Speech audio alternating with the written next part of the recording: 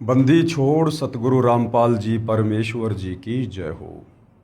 परमपिता परमात्मा सारी सृष्टि के रचनहार कुल मालिक असंख्य ब्रह्मांडों के स्वामी जगत गुरु तीनों लोकों में प्रवेश करके सबका धारण पोषण करने वाले राजाधिराज आत्माधार नाथों के नाथ देवों के देव महादेव सर्वेश्वर महेश्वर मृत्युंजय अजरो अमर आदि अनादि सनातनी प्रभु जगत पिता जगदीश्वर श्री श्री 1008 की उपाधि के वास्तविक अधिकारी अकाल मूरत सौद स्वरूपी राम वासुदेव सर्वगतम्बरम परम पूज्य प्रथम पूज्य परम संत परम पुरुष परम धनी परम दयालु सत्य कबीर हक्का कबीर अल्लाहु अकबर बाखबर अल्लाह ताला जगत के तारणहार जगत के मुक्तिदाता जगत के जगन्नाथ हारे के सहारे हिंदुओं के राम मुसलमानों के अल्लाह सिखों के वाहिगुरु ईसाइयों के मसीह दया के सागर दयानिधि करुणा के सागर करुणानिधि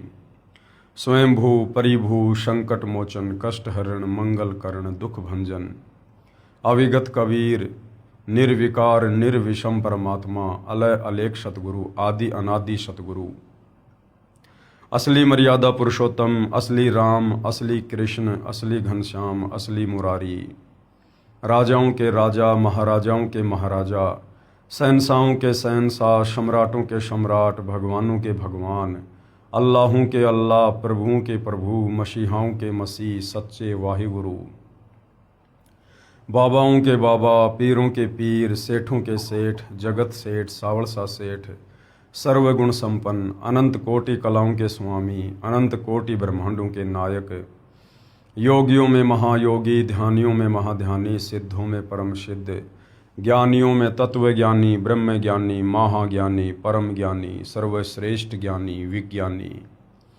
युवा कबीर समर्थ कबीर असमवात अमित ओजा सच्चे रहनुमा करीम अल्लाह सुभान अल्लाह दुनिया के अंतिम पैगंबर 8 सितंबर 1951 से गांव धनाना जिला सोनीपत हरियाणा भारतवर्ष की पावन भूमि पे प्रकट रियल कल की भगवान श्री नारायण साकार हरि श्री बाबा साहेब नूर अनंत परमात्मा सच्चे दरवेश सच्चे बाखबर संत श्रोमणी सतगुरु रामपाल जी परमेश्वर जी के चरण कमल में आप और हम सभी भाई बहनों का अनंत कोटि दंडवत प्रणाम। सत्साई भाई और बहनों, बहुत बड़ी दया बहुत बड़ी मेहर पूज्य गुरुदेव भगवान की परमेश्वर रामपाल जी की जिनके शुभ आशीर्वाद से विशेष आशीर्वाद से उन्हीं के कर कमलों द्वारा लिखित उनके अमर सत्संगों का संग्रह पवित्र पुस्तक ज्ञान गंगा के ऊपर वीडियो बनाने की श्रृंखला शुरू हुई है। इस श्रृंखला में आज हमारा ये 19वें नंबर का वीडियो है और प्रत्येक वीडियो में पूज्य गुरुदेव भगवान के आशीर्वाद से हमें भक्ति और भगवान को लेकर अध्यात्म को लेकर शास्त्र अनुकूल साधना को लेकर बहुत कुछ जानने समझने और सीखने को मिल रहा है। भाई और बहनों, ये पवित्र आध्यात्मिक पुस्तक ज्ञान गंगा जो सर्व धर्मों के सर्व पवित्र धर्मशास्त्रों के ज्ञान से प्रमाणित है। इस पवित्र पुस्तक ज्ञान गंगा में हिंदुओं के चारों वेद गीता जी 18 पुराण मुसलमान भाइयों की 4 कतेब तौरात जबूर इंजिल कुरान शरीफ कुरान मस्जिद सिख भाइयों का वाहिगुरु और ईसाइयों की बाइबल से प्रमाणित ज्ञान है। इस पवित्र पुस्तक के अमृत ज्ञान में सुई की नोक रखने जितनी भी कमी किसी भी धर्म का कोई भी धर्मगुरु निकालने में सक्षम नहीं है। अपनी अज्ञानता के चलते चाहे पूरी पुस्तक को ही क्यों ना रिजेक्ट कर दें, ये बात अलग है। तो भाई और बहनों, यदि इस कलयुग की बिचली पीढ़ी में मोक्ष के प्राइम टाइम में यदि आत्मा का कल्याण संभव है तो सिर्फ और सिर्फ पवित्र पुस्तक ज्ञान गंगा को पढ़कर ज्ञान को समझकर और इस पवित्र पुस्तक के लेखक परम संत पूर्ण ब्रह्म परमेश्वर सतगुरु रामपाल जी से उपदेश प्राप्त करके और आजीवन मर्यादा में रहकर करने से ही संभव है। तो भाई और बहनों, सबसे पहले हमने सृष्टि रचना को जानना और समझना बहुत ज़रूरी होता है, क्योंकि जिस प्रकार हम कोई मकान खड़ा करने की सोचते हैं उससे पहले हम नींव भरते हैं और नींव बहुत ही मजबूत भरते हैं। फाउंडेशन जितना मजबूत होगा मकान उतना ही दृढ़ता से सुरक्षित बनेगा। इसी प्रकार ये जो सृष्टि रचना है, ये अध्यात्म की मूल है, भक्ति मार्ग का फाउंडेशन है।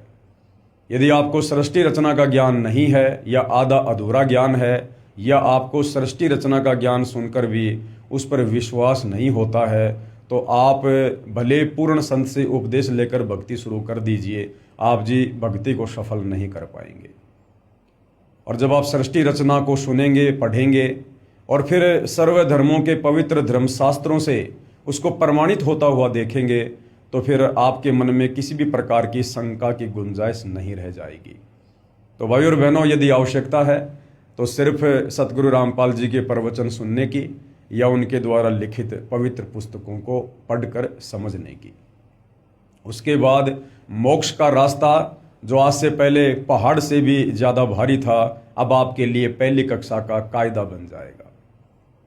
यदि कुछ प्राप्त करना सबसे ज़्यादा आसान है तो केवल मोक्ष है। कब? जब हमें ज्ञान समझ में आ जाएगा और हमें विश्वास हो जाएगा कि सतगुरु रामपाल जी हमें जो सूक्ष्म ज्ञान दे रहे हैं, जो तत्व ज्ञान दे रहे हैं, जो सृष्टि रचना उन्होंने बताई है और सर्व धर्मों के पवित्र धर्मशास्त्रों से प्रमाणित करके दिखाई है, उसके बाद भाई और बहनों, मोक्ष में किसी प्रकार की कोई संशय नहीं है। और ये मनुष्य जन्म हम केवल मोक्ष प्राप्ति के लिए ही मिलता है। बाकी 184 योनियां हैं, आप जी देख सकते हैं। जितनी बुद्धि परमेश्वर ने सोचने समझने की, तर्क वितर्क की, सलाह मशवरे की, आत्मचिंतन की, मंथन की हम मनुष्यों को दी है, अन्य 184 योनियों में किसी भी पशु पक्षी कीट पतंग को प्राप्त नहीं है। क्योंकि 84 लाख योनियां भोगने के बाद परमेश्वर हमें एक मनुष्य जन्म उपलब्ध करवाते हैं, और इस मनुष्य जन्म का मुख्य मकसद होता है पूर्ण संत की तलाश करके, उनसे उपदेश प्राप्त करके, उनकी भक्ति करके, और इस काल के 21 ब्रह्मांड से बाहर निकलकर सतलोक जाने के लिए हमें ये अनमोल मनुष्य चोला मिलता है। और यदि हमने इस मनुष्य जन्म को प्राप्त करके, जो बहुत ही अनमोल है, बहुत कीमती है, यदि हमने मोक्ष प्राप्त नहीं किया, जन्म मरण के चक्कर से बाहर नहीं निकले, 184 योनियों की पीड़ाओं से बाहर नहीं निकले, तो भाई और बहनों, फिर इस प्रकार की पीड़ाई हमें अनंत युगों के लिए फिर से यही काल के 21 ब्रह्मांडों में भोगनी पड़ेगी। तो मनुष्य जन्म प्राप्त करके भी यदि किसी ने अपनी आत्मा का कल्याण नहीं करवाया, तो संत भाषा में कहते हैं कि धिक्कार है उसकी माता को जिससे उसका जन्म हुआ। तो भाई और बहनों, आप सतगुरु रामपाल जी के ज्ञान को YouTube पर सत्संग सुनकर, या फिर पवित्र पुस्तक ज्ञान गंगा को गूगल से डाउनलोड करके PDF के रूप में पढ़िएगा, या सतगुरु रामपाल जी के सत्संग और पुस्तकें पढ़ने के लिए आप उनकी वेबसाइट www.jagatgururampalji.org पर भी सर्च कर सकते हैं। तो भाई और बहनों, इस पवित्र पुस्तक पर 18 वीडियो बन चुके हैं। आज हमारा ये 19वें नंबर का वीडियो है। हमने सृष्टि रचना के विषय में जाना, समझा। उसके बाद सर्व धर्मों के पवित्र धर्मशास्त्र उस सृष्टि रचना को प्रमाणित कर रहे हैं। इसको देखकर सुनकर हमारे को दृढ़ विश्वास हुआ, और उसके बाद जिन जिन महापुरुषों को कबीर परमात्मा स्वयं सतलोक से चलकर पृथ्वी पर प्रकट होकर तत्वदर्शी संत या जिंदा बाबा के रूप में मिले, उनको अपना ज्ञान समझाया, सृष्टि रचना से परिचित करवाया, उनकी आत्मा को शरीर से निकालकर सतलोक लेकर गए, सर्व ब्रह्मांडों से परिचित करवाया, उनका ज्ञान योग खोला, और उन महापुरुषों ने फिर नीचे पृथ्वी पर आकर अपने ग्रंथ लिखे और परमेश्वर की महिमा का बखान किया। इससे भी हमारे को दृढ़ विश्वास हुआ। और उसके बाद हमने पढ़ा कि किस प्रकार वो कबीर परमात्मा सतलोक से चलकर आप और हम आत्माओं के आत्म कल्याण के लिए, काल के बंधन से छुड़वाने के लिए चारों युगों में आते हैं। सतयुग में परमात्मा सतसुकृत ऋषि के नाम से प्रकट हुए, त्रेता में मुनिंदर ऋषि के नाम से, द्वापर में करुणामय ऋषि के नाम से, और कलयुग के प्रथम चरण में कबीर नाम से प्रकट होकर आप और हमें यही ज्ञान समझाया करते थे जो आज सतगुरु रामपाल जी हमें समझा रहे हैं। तो भाई और बहनों, इससे हमारा विश्वास बढ़ेगा और भक्ति में हमारी रुचि बनेगी। तो भाई और बहनों, जब ऐसे परम संत इस धरती पर आते हैं, प्रकट होते हैं, हम आत्माओं के उपकार के लिए, हमारे उद्धार के लिए, और यदि फिर उन संतों के साथ बेअदबी की जाती है या उनके साथ ईर्ष्या रखी जाती है, घृणा की जाती है, तो फिर वो आत्माएं किस कदर परमात्मा के दरबार में दंड का भागी बनती है। आज हम इस विषय को लेकर, जो इस पवित्र पुस्तक में लिखा हुआ है, जो टॉपिक है संत सताने की सज़ा, आज हम इसके ऊपर विचार करेंगे और समझेंगे, और हम किसी भी संत का अनादर करने से बचेंगे ताकि हमारे पाप कर्म बढ़ने से बचें और हम परमात्मा के दंड के भागी बनने से भी बचें। तो पवित्र पुस्तक ज्ञान गंगा पेज नंबर 131 है। आज का टॉपिक है संत सताने की सजा। जो संत दुनिया के उपकार के लिए, उद्धार के लिए जगत के तारणहार बनकर यहाँ पर प्रकट होते हैं, और यदि उन संतों के साथ में बेअदबी की जाती है, उनको ना पहचान कर या फिर काल प्रेरणा से लोगों के या अज्ञानी धर्मगुरुओं के बहकावे में आकर फिर उन आत्माओं को किस कदर सज़ा भोगनी पड़ती है, तो आप और हमें सचेत करने के लिए परमेश्वर जी ने अपनी पवित्र पुस्तक ज्ञान गंगा में ये सब कुछ लिखा है। आदरणीय गरीबदास साहिब जी का जन्म पावन गांव छुडानी, जिला झज्जर में श्री बलराम जी धनखड़ के घर हुआ। हालांकि भाइयों और बहनों, आदरणीय गरीबदास जी कोई सामान्य व्यक्ति नहीं थे। किसी माँ के गर्भ से जन्म लेकर आए हुए कोई साधारण व्यक्ति नहीं थे। वे स्वयं कबीर परमेश्वर थे, कबीर भगवान थे, सारी सृष्टि के मालिक थे। आप और हम आत्माओं को जो इस काल के जाल में फंसी हुई हैं, इन्हें समझाने के लिए समय समय पर तरह तरह की भूमिका करते हुए धरती पर प्रकट होते रहते हैं। तो भाइयों और बहनों, आदरणीय गरीबदास जी स्वयं कबीर भगवान थे, कबीर परमात्मा थे, और उन्होंने एक लीला की, एक साधारण से परिवार में आने की, एक मुंह बोले माता पिता को बनाकर लीला करने की, ताकि आगे चलकर वे हमें अध्यात्म के विषय में कुछ बता सकें और हमारी आत्मा का उद्धार कर सकें।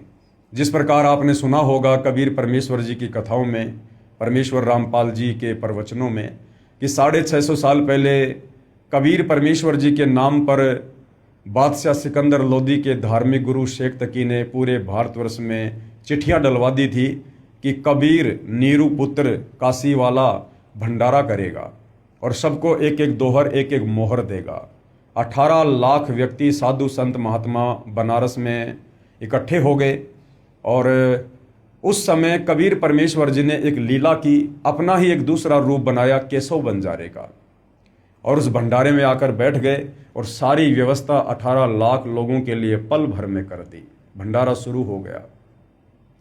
उसके बाद लोग पूछने लगे कि ये भंडारा किसने शुरू किया है, तो बताया कि कबीर जी के पगड़ी बदल एक मित्र हैं, उनके लंगोटिया मित्र हैं, उन्होंने ये भंडारा शुरू किया है। अब भाइयों और बहनों, थे स्वयं कबीर परमात्मा ही जो केशव बंजारा का रूप बनाकर और वहाँ पर सारी व्यवस्था भंडारे की कर रहे थे, लेकिन उन्होंने अपने आप को छुपाया। और जब उनसे पूछा गया दिल्ली के बादशाह सिकंदर लोदी के द्वारा कि आप कौन हैं और कबीर जी के क्या लगते हैं, तो केशव बंजारे के रूप में कबीर परमेश्वर ने कहा कि मैं उनका पगड़ी बदल यार हूँ, और उन्होंने मेरे पास में एक छोटी सी चिट्ठी भेजी थी कि एक छोटा सा भंडारा है, कुछ व्यवस्था करनी है, आप जी सामान लेकर आ जाना। तो भाइयों और बहनों, इसी प्रकार आज से 300 साल पहले कबीर परमात्मा सतलोक से चलकर पहले आदरणीय गरीबदास जी के रूप में सांसारिक दिखावे में लोगों की चरम दृष्टि को धोखा देते हुए कि ये तो माँ के गर्भ से जन्म लेकर आए हैं, इस प्रकार से परमेश्वर सूक्ष्म रूप में, शिशु रूप में प्रकट होकर अपनी लीला शुरू कर देते हैं। और जब ये परमेश्वर लीला में आयु में 10 वर्ष के हो जाते हैं, उसके बाद वही कबीर परमात्मा अपना दूसरा रूप बनाकर जिंदा बाबा वाला सतलोक से प्रकट होते हैं, और फिर आमने सामने बातें होती हैं। ये सारा का सारा खेल, ये सारी की सारी लीला, ये डबल रोल आप और हम आत्माओं को अध्यात्म को समझाने के लिए परमेश्वर जी ने किया। तो आदरणीय गरीबदास जी को ये तत्व ज्ञान हो जाने के बाद फिर हम ये नहीं कह सकते कि उनका जन्म हुआ था। वे प्रकट हुए थे, और परमेश्वर प्रकट ही होते हैं, क्योंकि वो उस समय सतगुरु की भूमिका में थे। और कहते ना सतगुरु जननी जने जाके माना बाप, पिंड ब्रह्मंड से रहित है ना वहां तीनों ताप। तो आदरणीय गरीबदास साहिब जी का प्राकाटे पावन गांव छुडानी, जिला झज्जर में श्री बलराम जी धनखड़ यानी जाट जाति से थे, उनके घर पर हुआ। आप जी को पूर्ण ब्रह्म कबीर परमेश्वर यानी कबीर देव सतलोक यानी जिसको रित धाम भी कहते हैं, वहां से चलकर सन 1727 में सह शरीर आकर मिले थे। तथा आप जी के शरीर को, आप जी के यहाँ पर जीव लिखा हुआ है, हम परमेश्वर के शरीर के लिए जीव शब्द का प्रयोग नहीं कर सकते हैं, क्योंकि परमेश्वर जीव रहित होते हैं। उनका नूरी शरीर होता है, तेज पुंज का शरीर होता है। तो एक साधारण सी लीला करते हुए लोग दिखावे में तो हम यही कहेंगे कि उनके जीव को शतलोक लेकर गए, लेकिन वास्तविकता कुछ और है जो आपको बता दी गई है। तथा आप जी के जीव को शतलोक लेकर गए थे। पीछे से परिवारजनों ने गरीबदास जी को मृत जानकर चिता पर रख दिया था। उसी समय कबीर देव ने आप जी का जीव वापस शरीर में प्रविष्ट कर दिया। उसके पश्चात आदरणीय गरीबदास जी भी परम पूज्य कबीर देव, कबीर परमेश्वर की आंखों देखी महिमा जन जन को सुनाने लगे। जो भी दुखी प्राणी आप जी से उपदेश प्राप्त करता वही सुखी हो जाता। आप जी की बढ़ती महिमा तथा तत्व ज्ञान के सामने अन्य गुरुओं आचार्यों के अधूरे ज्ञान की पोल खुलने से आसपास के सर्व अधूरे ज्ञान युक्त गुरुजन आचार्य जन आप जी से अत्यधिक ईर्ष्या करने लगे। आसपास के मुख्य मुख्य चौधरियों को उल्टी पट्टी पढ़ा दी, जिससे आसपास के गांव के आम व्यक्ति प्रभु कबीर जी के प्यारे बच्चे आदरणीय गरीबदास जी से घृणा करने लगे। दिल्ली के बाजितपुर गांव में आपका एक शिष्य था, उससे भी पूरा गांव ईर्ष्या करता था, क्योंकि भाई और बहनों, जो भगत अपने गुरु के नक्शे कदम पर चलेगा उसके साथ वही होगा जो शुरुआत में उसके गुरु के साथ होता है। क्योंकि गुरु यहाँ पर स्वयं कबीर होता है, लेकिन एक आम व्यक्ति की तरह भूमिका करता है, एक आम संत का रोल प्ले करता है, होते वे स्वयं परमात्मा ही हैं। और कबीर परमेश्वर जी अपनी वाणी में कहते हैं कि जो मम संत सत शब्द दृढ़ावे वाके संग सब राड बढ़ावे। यानी जो परमेश्वर का भगत होता है और परमेश्वर से प्राप्त ज्ञान को जो आगे बढ़ाता है, उसका प्रचार करता है, तो वो सत ज्ञान होता है, तत्व ज्ञान होता है। वो ज्ञान लोकवेद के विपरीत होता है, इस काल के विचारों के खिलाफ होता है, जिस कारण से काल उस भगतात्मा का विरोध करवा देता है। तो आदरणीय गरीबदास जी जिस प्रकार से एक भगत की भूमिका कर रहे थे, उस भगत की भूमिका में आसपास के जो धर्मगुरु थे, जो शास्त्र विरुद्ध साधना पर जनता को लगाकर रखे हुए थे अपने पेट पोषण के लिए, काल प्रेरणा से उन लोगों ने जनता को गरीबदास जी के विरुद्ध भड़का रखा था। और गरीबदास जी से उपदेश प्राप्त जो भगत थे, जो वास्तव में मर्यादा में रहकर भक्ति करते थे और अपने गुरुदेव के ज्ञान का आगे प्रचार करते थे, उनका भी आसपास के लोग विरोध किया करते थे। तो गरीबदास जी का गांव बाजितपुर में जो भगत था, उससे भी पूरा गांव ईर्ष्या करता था। उसकी प्रार्थना पर, यानी वाजितपुर के उस भगत की प्रार्थना पर आदरणीय गरीबदास जी यानी आप जी कुछ दिन वाजितपुर में ठहरे। उसी समय टिड्डी दल ने आसपास के क्षेत्र में बाजरे की फसल नष्ट कर दी, परंतु आप जी के भगत की फसल को कोई हानि नहीं पहुंचाई। सर्व ग्रामवासी संत गरीबदास जी की महिमा से बहुत प्रभावित हुए तथा ज्ञान को स्वीकार करके अपना आत्म कल्याण करवाया। यानी भाई और बहनों, इस काल के लोक का एक बहुत ही घटिया नियम है। यहाँ पर ज्ञान को जल्दी से स्वीकार करके कोई भी संत की महिमा नहीं करता है, कोई भी संत के आगे घुटने नहीं टेकता है। कब टेकता है? या तो कोई चमत्कार देखता है, या फिर उसके खुद के घुटने टूट लेते हैं हर प्रकार से, फिर वो दुखी होकर संत के सामने घुटने टेकता है। तो वैसे तो बाजितपुर गांव के लोग संत गरीबदास जी के भगत से भी ईर्ष्या करते थे, लेकिन जब गांव की बाजरे की फसल को टिड्डी दल ने नष्ट कर दिया और संत गरीबदास जी के भगत की फसल को जरा भी नुकसान नहीं पहुंचा, तो इस चमत्कार को देखकर कि भाई वास्तव में इसके गुरु में कोई शक्ति है, और पूरा गांव गरीबदास जी के आगे नतमस्तक हो जाता है।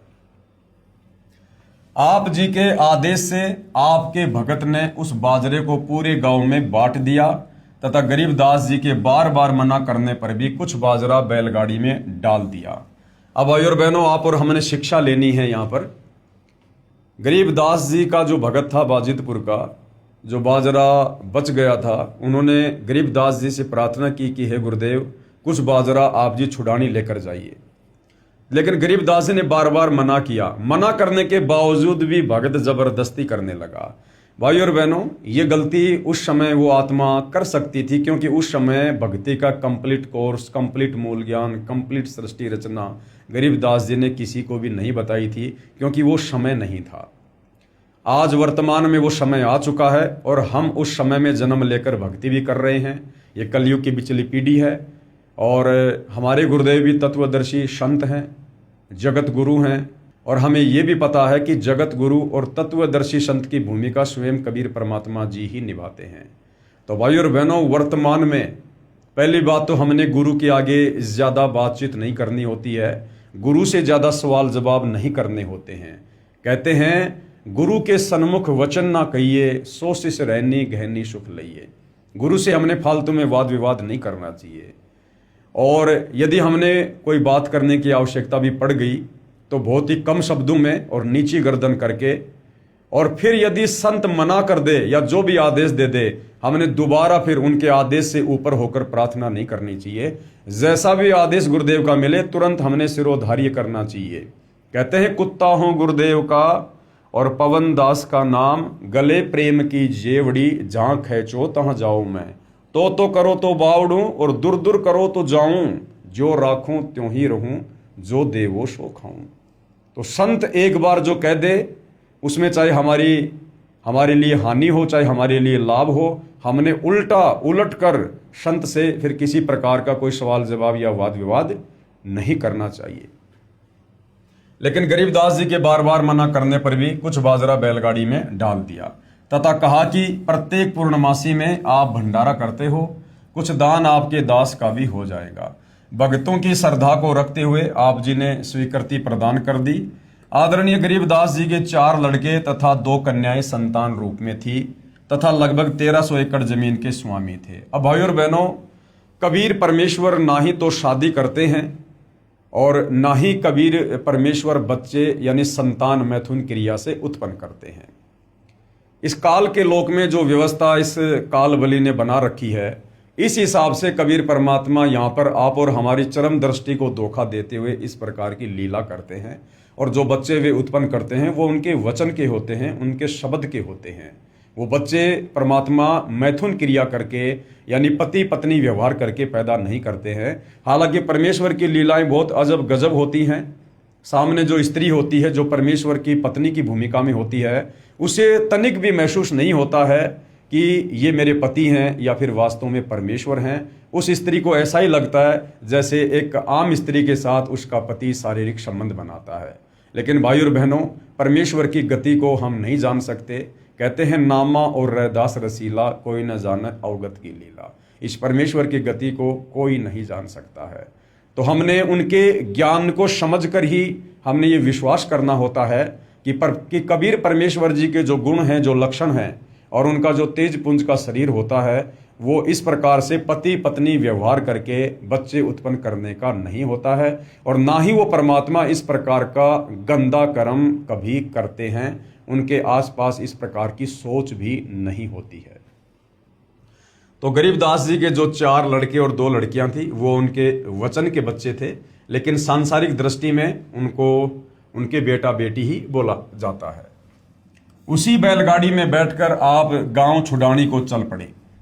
रास्ते में गांव कानोदा के पास बैलगाड़ी पहुंचते ही पहले से सुनियोजित षड्यंत्र स्वार्थी गुरुओं आचार्यों ने संत गरीबदास जी को घेर लिया, सर्व बाजरा लूट लिया तथा उसी गांव के चौधरी छाजूराम छिकारा को सूचना कर दी कि वो हिंदू धर्म का द्रोही पकड़ लिया है। गरीबदास जी ने मना किया था कि भैया बाजरा मत दे, बाजरा मत दे। गरीबदास जी को पता था कि यह व्यर्थ में जाएगा, क्योंकि संत अंतर्यामी होते हैं, जानी जान होते हैं। लेकिन भगत ने फिर भी जिद की और जबरदस्ती बैलगाड़ी में बाजरा डाल दिया। वो बाजरा उन षड्यंत्रकारी लोगों ने लूट लिया। वो बाजरा भंडारे में नहीं लग पाया। और क्या किया? स्वार्थी गुरुओं आचार्यों ने संत गरीबदास जी को घेर लिया, सारा बाजरा लूट लिया तथा उसी गांव के चौधरी छाजूराम छिकारा को सूचना कर दी कि वह हिंदू धर्म का द्रोही पकड़ लिया गया है। आज सतगुरु रामपाल जी के साथ भी उनको ना पहचान कर, एक आम व्यक्ति मानकर, आम संत जानकर, उनके साथ भी काल प्रेरणा से ये आचार्य, धर्मगुरु और आम जनता के लोग जिनका थोड़ा बहुत कोई स्वार्थ होता है, वो वही व्यवहार कर रहे हैं जो गरीबदास जी के साथ हो रहा था। आज सतगुरु रामपाल जी शास्त्र अनुकूल शत भक्ति दे रहे हैं, महाउपकारक कार्य कर रहे हैं, दुखियों के जीवन को सुख में तब्दील कर रहे हैं। उसके बावजूद भी उन्हें तरह तरह की संज्ञा दी जाती है, उनके ज्ञान को ना सुनकर, ना समझकर, कि ये हिंदू देवी देवताओं के विरोधी हैं, ये सनातन धर्म के विरोधी हैं, आदि आदि। चौधरी छाजूराम जी के आदेश से चौपाड़ में बांध दिया गया। अब आदरणीय गरीबदास जी को चौधरी जी के आदेश से गांव की चौपाल में बांध दिया गया। अब देखना भाइयों और बहनों, संत को सताने की कितनी बड़ी सजा मिलती है। जैसे वर्तमान में पूर्ण संत की भूमिका सतगुरु रामपाल जी कर रहे हैं, इनके अलावा धरती पर और कोई पूर्ण संत नहीं है। और जिस प्रकार से 2006 में करोथा कांड हुआ, सतगुरु रामपाल जी को सताया गया, 21 महीने उनको जेल हुई, बेवजह उनको यातनाएं दी गई। उसके बाद 2014 में बरवाला कांड हुआ, बेवजह निर्दोष सतगुरु रामपाल जी को लगभग 11.5 वर्ष जेल में रहना पड़ा। तो भाइयों और बहनों, जिन जिन लोगों ने संत को सताने में अपनी अपनी प्रत्यक्ष या अप्रत्यक्ष भूमिका निभाई है, उन लोगों को समय आने पर जिस प्रकार से आगे चलकर गरीबदास जी को सताने वाले सजा भोगेंगे, इस प्रकार से उन लोगों को भी वो सजा भोगनी ही पड़ेगी। चौधरी छाजूराम जी को सरकार की तरफ से कुछ कानूनी अधिकार प्राप्त थे। 6 महीने की सजा और 500 रुपए जुर्माना तथा महादोषी को काठ में बंद करना आदि सम्मिलित थे। काठ में बंद करना मतलब एक विशेष प्रकार की सजा थी जिसमें बहुत ज्यादा पीड़ा होती थी। तो चौधरी छाजूराम जी को सरकार की तरफ से ये 3 प्रकार की सजा देने का अधिकार था। यानी 6 महीने की सजा, 6 महीने तक वो किसी को भी जेल में डलवा सकते थे, 500 रुपए का जुर्माना लगा सकते थे, उस समय 500 रुपए समझो आज के 5 लाख रुपए, तथा महादोषी को, यानी जिसने कोई बहुत बड़ा दोष कर दिया हो, उस अपराधी व्यक्ति को काठ में बंद करना आदि आदि सम्मिलित थे। उन धर्म के अज्ञानी ठेकेदारों यानी गुरुओं आचार्यों द्वारा पहले से उल्टी पट्टी पढ़े चौधरी छाजूराम छिकारा जी ने उस परम आदरणीय गरीबदास जी महाराज को काठ में बंद कर दिया। यानी गरीबदास जी को जो भयंकर जो सजा थी, जिससे पीड़ा होती थी, वो उन नादान धर्मगुरुओं ने काल प्रेरणा से उस भोले वाले व्यक्ति चौधरी छाजूराम को बहका कर फुसला कर गरीबदास जी को वो वाली सजा दिलवा दी। काठ में बंद करना एक प्रकार की कठिन कारागार की सजा थी। दोनों पैरों के घुटनों से ऊपर 2 काठ के मोटे डंडे बांधकर दोनों हाथों को पीछे बांध दिया जाता था, जिस कारण व्यक्ति बैठ नहीं सकता था। जैसे कि मुर्गा बना दिया जाता है ना, उस स्थिति में वो पीड़ा दी जाती थी तथा पीड़ा बहुत होती थी और पैर सूज जाते थे। बैलगाड़ी वाला खाली गाड़ी लेकर गांव बाजिदपुर वापस चला गया, जो गांव कानोदा से लगभग 10 किलोमीटर की दूरी पर है। सूचना प्राप्त होते ही बाजिदपुर गांव के कुछ मुख्य व्यक्ति तुरंत कानोदा पहुंच गए तथा चौधरी छाजूराम जी से प्रार्थना की तथा बहुत समझाया कि ये आम व्यक्ति नहीं है, ये परम शक्ति संपन्न है, आप क्षमा याचना कर लो। चौधरी छाजूराम जी बहुत ही नेक आत्मा तथा बहुत ही दयालु व नम्र हृदय का व्यक्ति था, परंतु उन स्वार्थी व प्रभुता के भूखे गुरुओं आचार्यों ने उस पुण्यात्मा श्री छाजूराम छिकारा जी को झूठी कहानी सुनाकर प्रभु के प्यारे बच्चे आदरणीय गरीबदास जी के प्रति अत्यधिक गलानी पैदा कर रखी थी। यानी पूरी तरह से भड़का रखा था उन स्वार्थी धर्मगुरुओं ने, जिस कारण से चौधरी छाजूराम जी ने बिना कारण जाने ही सजा प्रारंभ कर दी। चौधरी जी ने पूछा भी नहीं कि भाई इसकी क्या गलती है। उन लोगों के इस कदर भड़काने पर तुरंत उनको सजा देना शुरू कर दी। बाजिदपुर के भक्तों की प्रार्थना पर मानकर आदरणीय गरीबदास जी को छोड़ दिया। आदरणीय गरीबदास जी साहिब जी ने कुछ नहीं कहा तथा अपने गांव छुड़ानी आ गए। ये होता है भाइयों और बहनों संतों का स्वभाव। संत न छोड़े संतता, चाहे कोटिक मिलो असंत, और पतिव्रता चूके नहीं, चाहे धर अंबर दशकंत। आदरणीय गरीबदास जी सर्व सृष्टि को रचने वाले, सर्व ब्रह्मांडों के रचयिता, जिनकी वचन शक्ति से इस काल के 21 ब्रह्मांड, अक्षर पुरुष के सात्संग ब्रह्मांड अपना कार्य कर रहे हैं। जो परमेश्वर पल भर में, क्षण भर में इस पूरी सृष्टि को नष्ट कर सकता है, पल भर में वैसा ही कर सकता है। वो परमात्मा, और वो काट की सजा भोग रहा है और किसी प्रकार की कोई प्रतिक्रिया नहीं दे रहे हैं। और जैसे ही उनको छोड़ा गया, किसी प्रकार की प्रतिक्रिया ना देकर, कोई सफाई ना देकर, कोई गुस्सा ना करके, और तुरंत वहां से छुड़ाने के लिए चल पड़ते हैं। भाई और बहनों, ये परमपिता परमेश्वर के स्वभाव में ही होता है, और ऐसा ही स्वभाव वो हम भक्तों का बनाने के लिए यहाँ पर आते हैं, ताकि हम सतलोक के योग्य बन सके, क्योंकि सतलोक में सभी आत्माओं का स्वभाव ऐसा ही होता है। आज वर्तमान में देख लीजिए आप सतगुरु रामपाल जी को।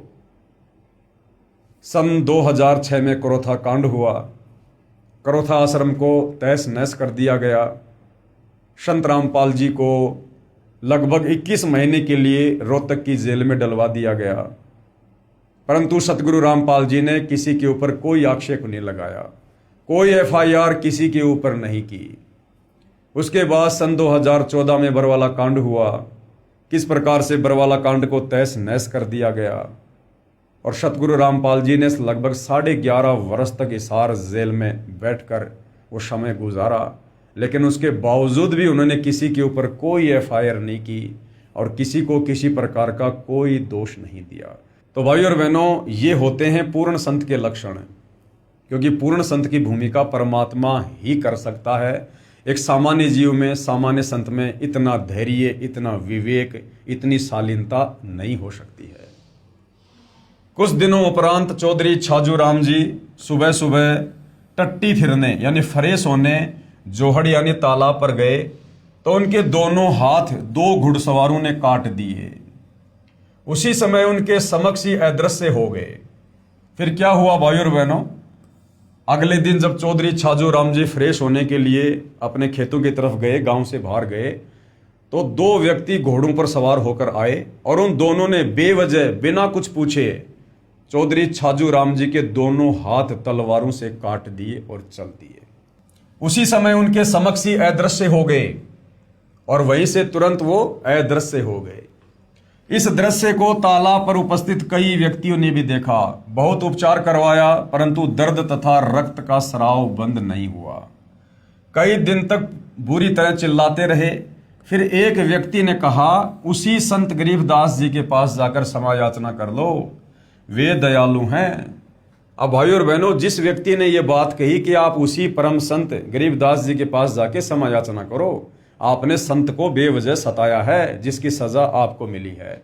अब छाजू राम जी तक ये संदेशा पहुंचाना भी गरीबदास जी की ही मेहरबानी थी, यानी गरीबदास जी ने ही उस व्यक्ति में प्रेरणा करके और छाजू राम जी को याद दिलाया कि आप उसी संत गरीबदास जी के पास जाकर क्षमा याचना करो, जिनको आपने बेवजह यातना दी थी। ये उनको दी गई बेवजह यातना का ही कष्ट आपको भोगना पड़ा है। एक व्यक्ति ने कहा, उसी संत गरीबदास जी के पास जाकर क्षमा याचना कर लो, वे दयालु हैं। परिवारजन उस चौधरी को घोड़े पर बैठाकर छुड़ानी ले गए। श्री छाजू राम जी जाते ही आदरणीय गरीबदास जी के चरणों में गिर गए, क्षमा याचना की। संत गरीबदास जी ने आशीर्वाद दिया तथा नाम उपदेश दिया तथा आजीवन भक्ति करने को कहा। चौधरी छाजू राम जी ने कहा, दाता, मेरे को आपके विषय में अत्यधिक भ्रमित कर रखा था, मुझे नहीं मालूम था कि आप पूर्ण परमात्मा आए हो। आदरणीय गरीबदास जी ने कहा, मैं पूर्ण परमात्मा कबीर साहिब कबीर देव जुलाहा का भेजा हुआ दास हूं। और यही बात भाई और बहनों आज सतगुरु रामपाल जी कहते हैं। जब उनसे मिलकर, उनसे प्रभावित होकर या उनकी भक्ति से लाभ प्राप्त करके जब उन्हें कोई परमेश्वर या परमात्मा की संज्ञा देते हैं कि आप तो स्वयं परमात्मा आए हो, तो सतगुरु रामपाल जी बार बार कहते हैं कि मैं तो आपका सेवक हूं, मैं तो आपका दास हूं, मेरे को तो परमात्मा जी ने आप आत्माओं के कल्याण के लिए भेजा है। क्योंकि परम संत या महापुरुष कभी भी अपने आप को सर्वस्व सिद्ध नहीं करते हैं, बल्कि उनके उपकारों से और उनके द्वारा किए गए कार्यों से, अर्थात उनके द्वारा जो शास्त्र अनुकूल सत भक्ति दी जाती है, फिर उससे जन जन को जो आध्यात्मिक लाभ प्राप्त होता है, उससे वे स्वयं ही परमात्मा सिद्ध हो जाते हैं। उन्हीं की शक्ति से आप ठीक हुए हो। मैंने आपको कोई श्राप नहीं दिया था, आपका जो कर्म था आपको मिला है। यदि यहां नहीं आते तो आपके परिवार पर और भी पाप कर्म का प्रभाव था, अब वो नहीं रहेगा, क्योंकि आपने उपदेश प्राप्त कर लिया। चौधरी छाजू राम जी ने अपने सर्व परिवार को उपदेश दिलाया। आज भी उसी पुण्यात्मा छाजू राम के वंशज आदरणीय गरीबदास जी की परंपरागत पूजा करते हैं।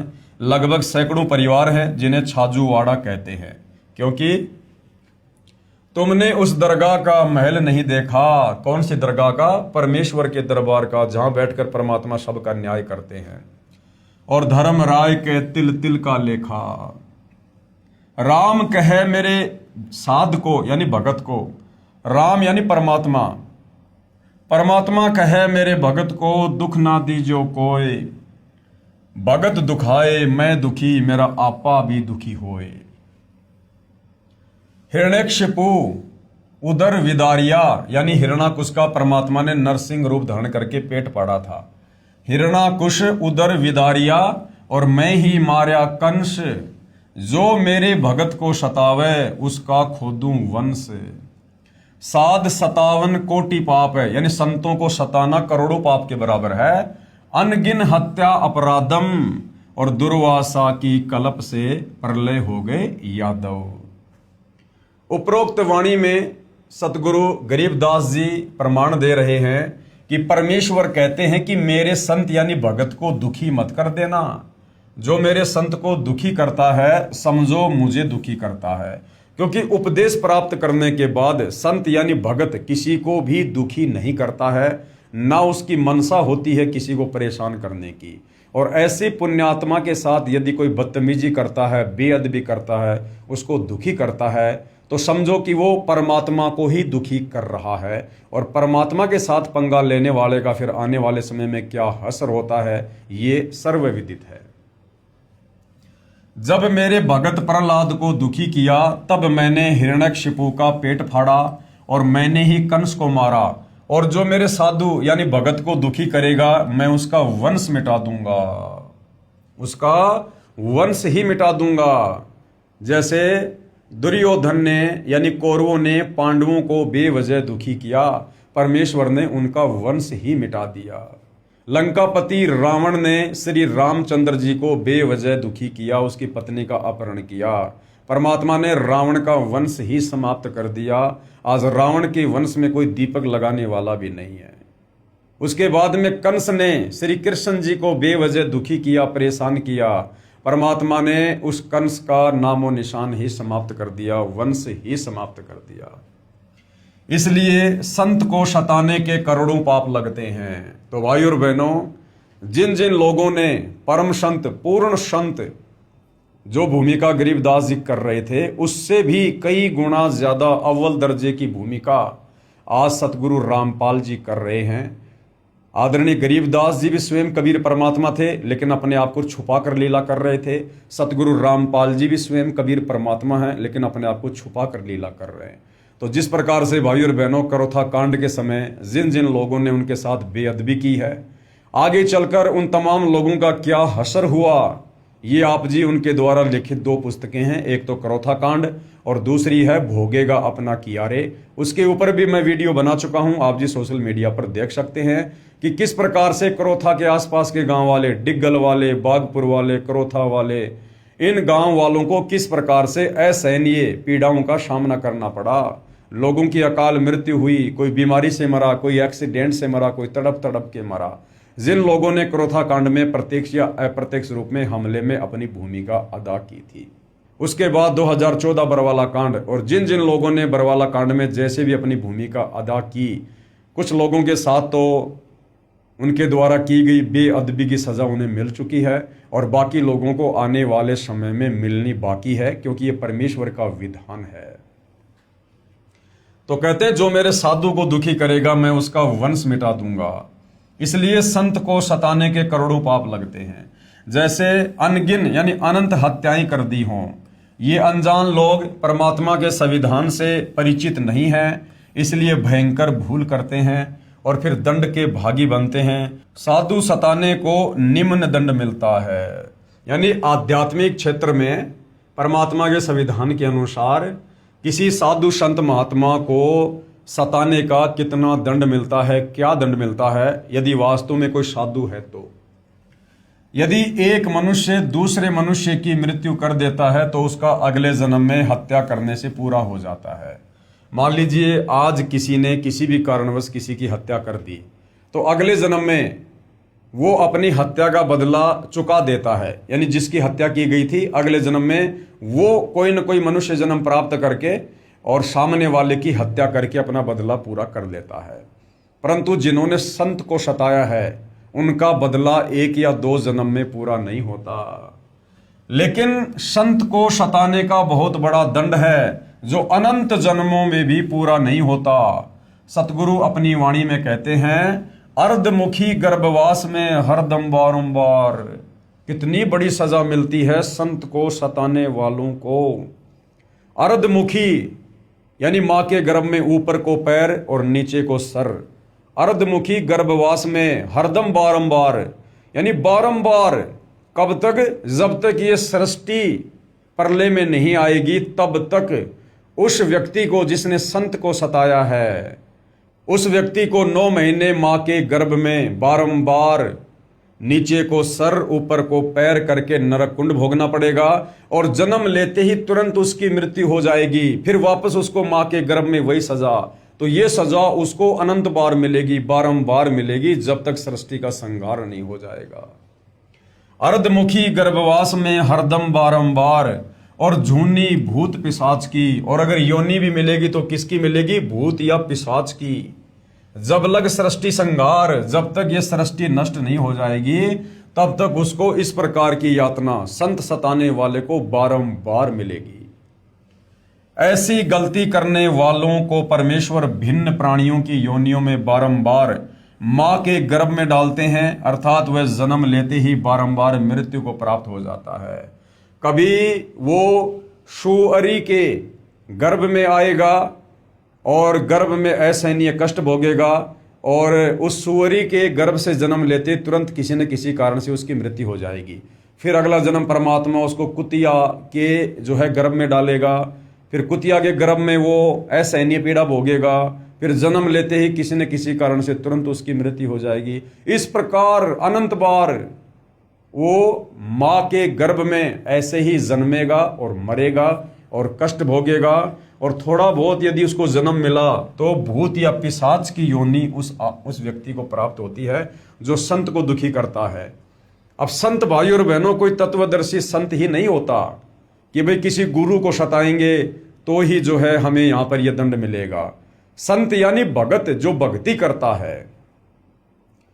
अरे तत्वदर्शी संत तो स्वयं परमात्मा होते हैं, लेकिन इस प्रकार की भूमिका करके वो हमें सावधान करते हैं कि जो मेरे से उपदेश प्राप्त करके जो भक्ति करता है और जो किसी को दुखी नहीं करता और उसके बावजूद भी यदि उसको कोई दुखी करेगा, वो चाहे भगत हो चाहे जगत हो, फिर उसको इस प्रकार की यातनाएं भोगनी पड़ेंगी, वो चाहे भगत ही क्यों ना हो। तो भाई और बहनों, हम बेवजह अपनी अज्ञानता के चलते एक दूसरे को दुखी करके सताकर इस प्रकार की सजा मोल ले लेते हैं। परमात्मा किसी का सगा नहीं है। परमेश्वर का विधान चाहे जगत हो चाहे भगत हो, सबके ऊपर समान रूप से लागू होता है। ऐसी गलती करने वालों को परमेश्वर भिन्न भिन्न प्राणियों की योनियों में बारंबार मां के गर्भ में डालते हैं, अर्थात वह जन्म लेते ही बारंबार मृत्यु को प्राप्त हो जाता है। और जब तक सृष्टि प्रलय नहीं हो जाती तब तक भूत पिशाच की योनि वह मां के गर्भ में महान कष्ट रखता है, जो बहुत ही दुखदाई होता है। और जब तक क्षमा नहीं मिलती तब तक सताया हुआ संत ही क्षमा नहीं कर देता। और कब तक क्षमा नहीं मिलती भाई और बहनों? जिस संत को उसने सताया है, जिस भगत को उसने दुखी किया है, जब तक वो भगत उसे माफ ना कर दे तब तक भाई और बहनों उस सताने वाले व्यक्ति को, वो चाहे जगत हो चाहे भगत हो, उसको माफी नहीं मिलती है। इस कथा को समझाने के लिए परमेश्वर हमें एक उदाहरण दे रहे हैं। एक बार दुर्वासा ऋषि ने अभिमानवश, ये दुर्वासा कौन थे? वैसे तो दुर्वासा ऋषि जो है ये सतयुग में भी होते हैं, त्रेता युग में भी होते हैं, द्वापर में भी होते हैं, क्योंकि एक प्रकार की सिद्धि होती है जिस सिद्धि से बहुत सारे चोले धारण कर लेते हैं। तो दुर्वासा ऋषि जब सतयुग में थे उस समय राजा अमरीश के साथ उन्होंने बेअदबी की थी और उसकी क्या सजा उनको भोगनी पड़ी थी। और द्वापर युग में यही दुर्वासा ऋषि श्री कृष्ण जी के धार्मिक गुरु भी थे। तो जब दुर्वासा ऋषि सतयुग में थे उस समय की यह कथा है। एक बार दुर्वासा ऋषि ने अभिमानवश अम्बरीश ऋषि को मारने के लिए अपनी शक्ति से एक सुदर्शन चक्र छोड़ दिया। सुदर्शन चक्र अम्बरीश ऋषि के चरण छूकर वापस दुर्वासा ऋषि को मारने के लिए दुर्वासा की तरफ ही चल पड़ा। दुर्वासा ऋषि ने सोच लिया कि तूने बहुत बड़ी गलती कर दी है, लेकिन अधिक समय न रहता देख दुर्वासा सुदर्शन चक्र के आगे आगे भाग लिया। भागता भागता श्री ब्रह्मा जी के पास गया और बोला कि हे भगवान, कृपया आप मुझे इस सुदर्शन चक्र से बचाओ। इस पर ब्रह्मा जी बोले कि ऋषि जी, ये मेरे वश की बात नहीं है। अपने सिर पर से बला को टालते हुए कहा कि आप भगवान शंकर के पास जाओ, वे ही आपको बचा सकते हैं। ये सुनते ही दुर्वासा ऋषि भगवान शंकर के पास गया और बोला कि हे भगवान, कृपया करके आप मुझे इस सुदर्शन चक्र से बचाओ। इस पर भगवान शिव ने भी ब्रह्मा जी की तरह टालते हुए कहा कि आप श्री विष्णु भगवान के पास जाओ, वही आपको बचा सकते हैं। क्योंकि सुदर्शन चक्र ने उग्र रूप धारण कर रखा था और वो सुदर्शन चक्र कोई इस त्रिलोकीय विष्णु का नहीं था, स्वयं कबीर भगवान उस समय जो है उस सुदर्शन चक्र के रूप में समझ लो। यानी कबीर परमात्मा जी के तेज से ही उस सुदर्शन चक्र ने इतना उग्र रूप धारण किया, जिससे ब्रह्मा जी और शंकर जी भी उस आपत्ति को टालने में जो है समर्थ दिखाई नहीं दिए। ये सुनते ही भगवान विष्णु जी के पास जाकर दुर्वासा ऋषि ने कहा कि हे भगवान, आप ही मेरे को इस सुदर्शन चक्र से बचा सकते हो। अब उधर भाई और बहनों क्या हुआ, कबीर परमात्मा जी ने उधर से विष्णु जी का रूप धारण किया और अलग से विष्णु लोक की रचना की और सर्व देवी देवताओं को अपने पास बैठाकर वहां पर लीला करने लगे। क्योंकि परमात्मा ने अपने भगत की महिमा को संसार में बनाना होता है और ये दिखाना होता है, उदाहरण कोड करना होता है कि सच्ची भक्ति करने वाला भगत यदि उसको कोई सताएगा, दुखी करेगा, तो किस कदर सामने वाले को सजा भोगनी पड़ती है।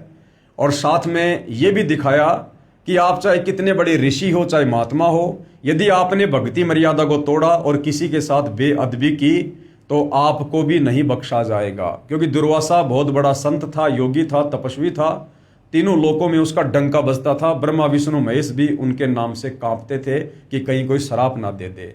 और राजा अम्बरीश जो राजा था, लेकिन वो शत भक्ति भगवान विष्णु की करता था, जिस कारण से उस शत भक्ति के प्रभाव से और दुर्वासा ऋषि को भी अपनी जान बचाना भारी पड़ गया। ये सुनते ही भगवान विष्णु जी के पास जाकर दुर्वासा ऋषि ने कहा कि हे भगवान, आप ही मेरे को इस सुदर्शन चक्र से बचा सकते हो। देखो, श्री ब्रह्मा जी ने कहा कि भैया मैं नहीं बचा सकता, श्री शंकर जी ने कहा मैं नहीं बचा सकता, तो विष्णु जी फिर क्या हैं? ये तीनों भाई तो हैं, ब्रह्मा विष्णु महेश, और तीनों के पास में बराबर पावर है। तो जब ब्रह्मा जी नहीं बचा पाए सुदर्शन चक्र से, शंकर जी नहीं बचा पाए, तो अगर वो विष्णु उस समय वहां होते तो विष्णु जी कैसे बचा सकते थे? तो उस समय वहां पर विष्णु का रूप धारण करके ये लीलाधर कबीर भगवान सर्व देवी देवताओं को इकट्ठा करके स्वयं ही वहां पर शेषनाग की सैया पर लेट गए। क्योंकि परमात्मा ने बाकी के देवी देवताओं को भी ये दिखाना था, क्योंकि दुर्वासा ऋषि के आगे बाकी के देवी देवता भी डरा करते थे, भयभीत थे।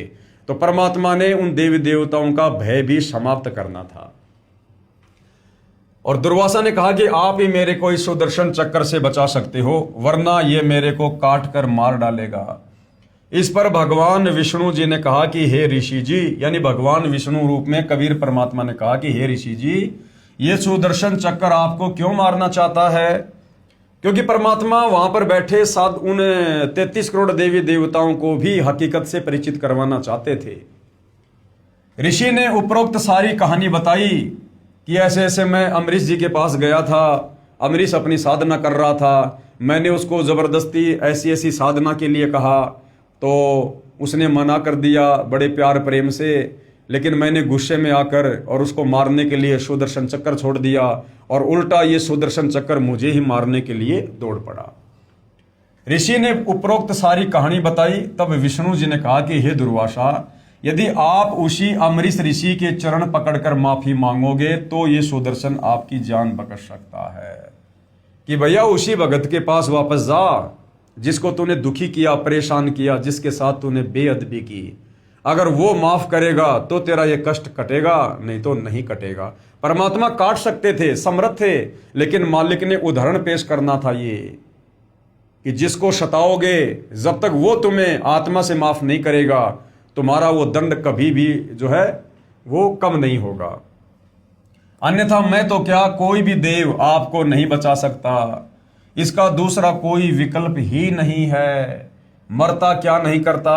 दुर्वासा ऋषि वापस जाकर अमरीश ऋषि के चरण पकड़कर रोने लगा और माफी मांगी। तब अमरीश ऋषि ने वह सुदर्शन चक्र अपने हाथ में पकड़ दुर्वासा ऋषि को दिया और कहा कि संतों ऋषियों के साथ बेअदबी कभी नहीं करनी चाहिए, उसका परिणाम बहुत बुरा होता है। श्री कृष्ण गुरु कशनी हुई और बचेगा कौन। श्री कृष्ण जी के आध्यात्मिक गुरु थे दुर्वासा जी। अब सोचिए, 3 लोक के भगवान विष्णु जी जो कृष्ण रूप में थे और जिन्होंने दुर्वासा को गुरु बनाया, तो दुर्वासा कितना शक्तिशाली होगा। और कहते हैं संतों के साथ बेअदबी करने पर जब परमात्मा ने दुर्वासा जैसों को भी नहीं बख्शा, तो आम व्यक्ति यदि साधु संतों को दुखी करेगा, परेशान करेगा, तो उनके साथ में क्या बीतेगी। जब श्री कृष्ण जी के गुरुजी दुर्वासा जैसे ऋषियों की ये हालत है, तो आम आदमी कैसे बच सकता है। तो भाई करोथा कांड से लेकर और बरवाला कांड में जिन जिन लोगों ने परम संत सतगुरु रामपाल जी के साथ में बेअदबी की है, उन तमाम भाई बहनों से दास प्रार्थना करेगा कि भाई अतिशीघ्र अपने उन महापापों की, गुनाहों की क्षमा याचना कर लीजिएगा। परम संत बड़े दयालु होते हैं और सतगुरु रामपाल जी तो महादयालु हैं। हो सकता है परमेश्वर आप जी को माफ कर दें और आप उनसे उपदेश लेकर अपनी आत्मा के कल्याण के लिए भक्ति शुरू करें। अन्यथा परम संत सतगुरु रामपाल जी ने करोथा कांड में जिन जिन लोगों ने उनके साथ बेअदबी की है, उसका परिणाम उन्होंने परमात्मा के विधान अनुसार बता रखा है कि समय आने पर उन लोगों को इतने लंबे लंबे कीड़े पड़ेंगे, इतने लंबे लंबे कीड़े। तो भाई और बहनों, अभी समय है, परमात्मा धरती पर है और संत के धरती पर रहते सहते यदि उनको प्रसन्न किया जाए, उनसे माफी मांगी जाए, तो हो सकता है आप उस दंड की सजा से बच सकते हो। अन्यथा साध वचन पलटे नहीं, चाहे पलट जाएं ब्रह्मांड। उसके बाद भाई और बहनों, ये पवित्र पुस्तक ज्ञान गंगा पेज नंबर 135। अभी तक हमने अध्यात्म के विषय में जो भी कुछ जाना है इस पवित्र पुस्तक से, सृष्टि रचना से लेकर भक्ति और भगवान की परिभाषा, उसके बाद सर्व धर्मशास्त्रों ने इस भक्ति को प्रमाणित किया है, सृष्टि रचना को समर्थन दिया है। जिन जिन संत महापुरुषों को कबीर परमात्मा सतलोक से चलकर आकर मिले, उन्होंने भी उनकी महिमा गाई है। और भी बहुत प्रकार से हमने इस आध्यात्मिक ज्ञान को समझा है और हमें विश्वास हुआ है। अब उसके बाद में कुछ ऐसे साधु संत यानी ऐसे भगत जो पहले नाम उपदेश प्राप्त करने से पूर्व बहुत ज़्यादा दुखी थे, परेशान थे, हर प्रकार से भटक चुके थे, दुखी हो चुके थे, बहुत सारे साधु संतों की शरण ग्रहण कर चुके थे, परंतु उनके जो 3 ताप के कष्ट थे, जो उनके भाग्य में लिखे हुए कर्म दंड थे, वो मिटने का नाम नहीं ले रहे थे, जिस कारण से उनका जीवन नरक बना हुआ था। और जैसे उनको परम संत सतगुरु रामपाल जी के विषय में पता चला, उन्होंने उनसे उपदेश प्राप्त किया और उनकी भक्ति शुरू की और किस प्रकार से फिर आगे चलकर परमेश्वर ने उनके कर्म दंड के कांटे निकालने शुरू किए और उनका जीवन सुखी हुआ। इसी कड़ी में कुछ भक्तों ने अपने इंटरव्यू दिए हैं, जिनको पवित्र पुस्तक ज्ञान गंगा में शामिल किया गया है, ताकि उन पुण्यात्माओं के उन इंटरव्यूज को सुनकर और हमें भी सतगुरु रामपाल जी के ऊपर विश्वास हो और उनके द्वारा दी गई भक्ति पर विश्वास हो। विषय है भटकों को मार्ग, यानी जो भटक रहे थे परमात्मा प्राप्ति के लिए, लेकिन कहीं उनको शास्त्र अनुकूल साधना मिल नहीं रही थी, कोई सच्चा संत मिल नहीं रहा था, फिर उनको आगे चलकर किस प्रकार से सच्चा मार्ग मिलता है। भटकों को मार्ग विषय। भगत समाज प्रभु की वास्तविक भक्ति से कोसों दूर है। यानी जो भगत समाज है, केवल भारत देश का नहीं, पूरे विश्व का, जिस देश में वहाँ के धर्मगुरुओं के द्वारा जो भी भक्ति साधना करवाई जाती है, वो शास्त्रों के विरुद्ध है। और उस शास्त्र विरुद्ध साधना को करने के चलते गीता अध्याय 16 श्लोक नंबर 23 और 24 के अनुसार हम भगवान की भक्ति से होने वाले लाभ प्राप्त नहीं कर सकते हैं, जिस कारण से भक्ति करते करते भी भगत समाज दुखी रहता है। तो भाई और बहनों, किस प्रकार से सतगुरु रामपाल जी की शरण में आने के बाद आत्माओं को खुशी मिलती है, लाभ मिलता है, उनके कर्म के कांटे निकलते हैं, आप जी यहां पर देखेंगे। सतलोक आश्रम करोथा, जिला रोहतक, हरियाणा में कबीर देव कबीर परमेश्वर के प्रकट दिवस के उपलक्ष्य में चल रहे 5 दिवसीय 18 से 22 जून 2005 तक सत्संग समारोह में भगत बसंत सिंह सैनी ने अपनी कहानी सुनाई, जो निम्नलिखित है, कृपया ध्यान से पढ़ें। प्रभु प्यासे भगत बसंत सिंह सैनी को मार्ग मिलना, यानी बसंत सिंह सैनी जो गांव गांद्रा, जिला रोहतक, हरियाणा से है, और किस प्रकार से परमात्मा की ये पुण्य आत्मा अपने पूर्व जन्मों के पाप कर्मों के कारण जो कष्ट इनके ऊपर आ रहे थे, उन कष्टों को लेकर ये दर दर की ठोकर खा रहे थे, साधु संत महात्माओं के पास जा रहे थे, जो जैसा समाधान जहां भी बता दिया करता था वहां पर ये पहुंच जाया करते थे, परंतु इनके जो कर्मों के जो कष्ट थे वो समाप्त होने का नाम नहीं ले रहे थे। और इस परिवार की स्थिति ऐसी हो गई थी कि ये परिवार बिल्कुल समाप्ति की कगार पर था। और किस प्रकार से फिर सतगुरु रामपाल जी ने इस प्यारी आत्मा के हाथ को पकड़ा, अपनी शरण में लिया, और किस प्रकार से फिर ये परिवार जो महादुखी था, ये परिवार किस प्रकार से अपने जीवन को अध्यात्म की ऊंचाइयों पर लेकर जाता है। मैं बसंत सिंह सैनी गांव गांद्रा, जिला रोहतक, हरियाणा का रहने वाला हूं तथा पुराना पता मकान नंबर S161 पांडव नगर नजदीक मदर डेयरी, यमुना पार, दिल्ली 92 में रहता था। हमारे परिवार पर मानो दुखों का पहाड़ टूटा हुआ था, फिर भी परमात्मा को पाने की चाहत व दुखों की निवृत्ति के लिए संतों व महंतों के पास आते जाते रहते थे, परंतु कहीं भी दुखों का निवारण नहीं हुआ। हर संत यही कहता था कि बेटा कोई बात नहीं, मैं जो नाम दीक्षा देता हूं उन मंत्रों का जाप कर और जो भी दान धर्म की जो क्रिया है वो कर, तेरे पाप कर्म नष्ट हो जाएंगे। परंतु कुछ दिनों बाद बसंत सिंह सैनी देखता कि मेरे पाप कर्मों में, मेरे उन प्रारब्ध के कर्मों में किसी प्रकार का कोई भी बदलाव नहीं हो रहा है, मैं ज्यों का त्यों दुखी हूं, परेशान हूं, परंतु कहीं भी दुखों का निवारण नहीं हुआ। आखिरकार एक जाने माने संत श्री आसाराम बापू से मिले।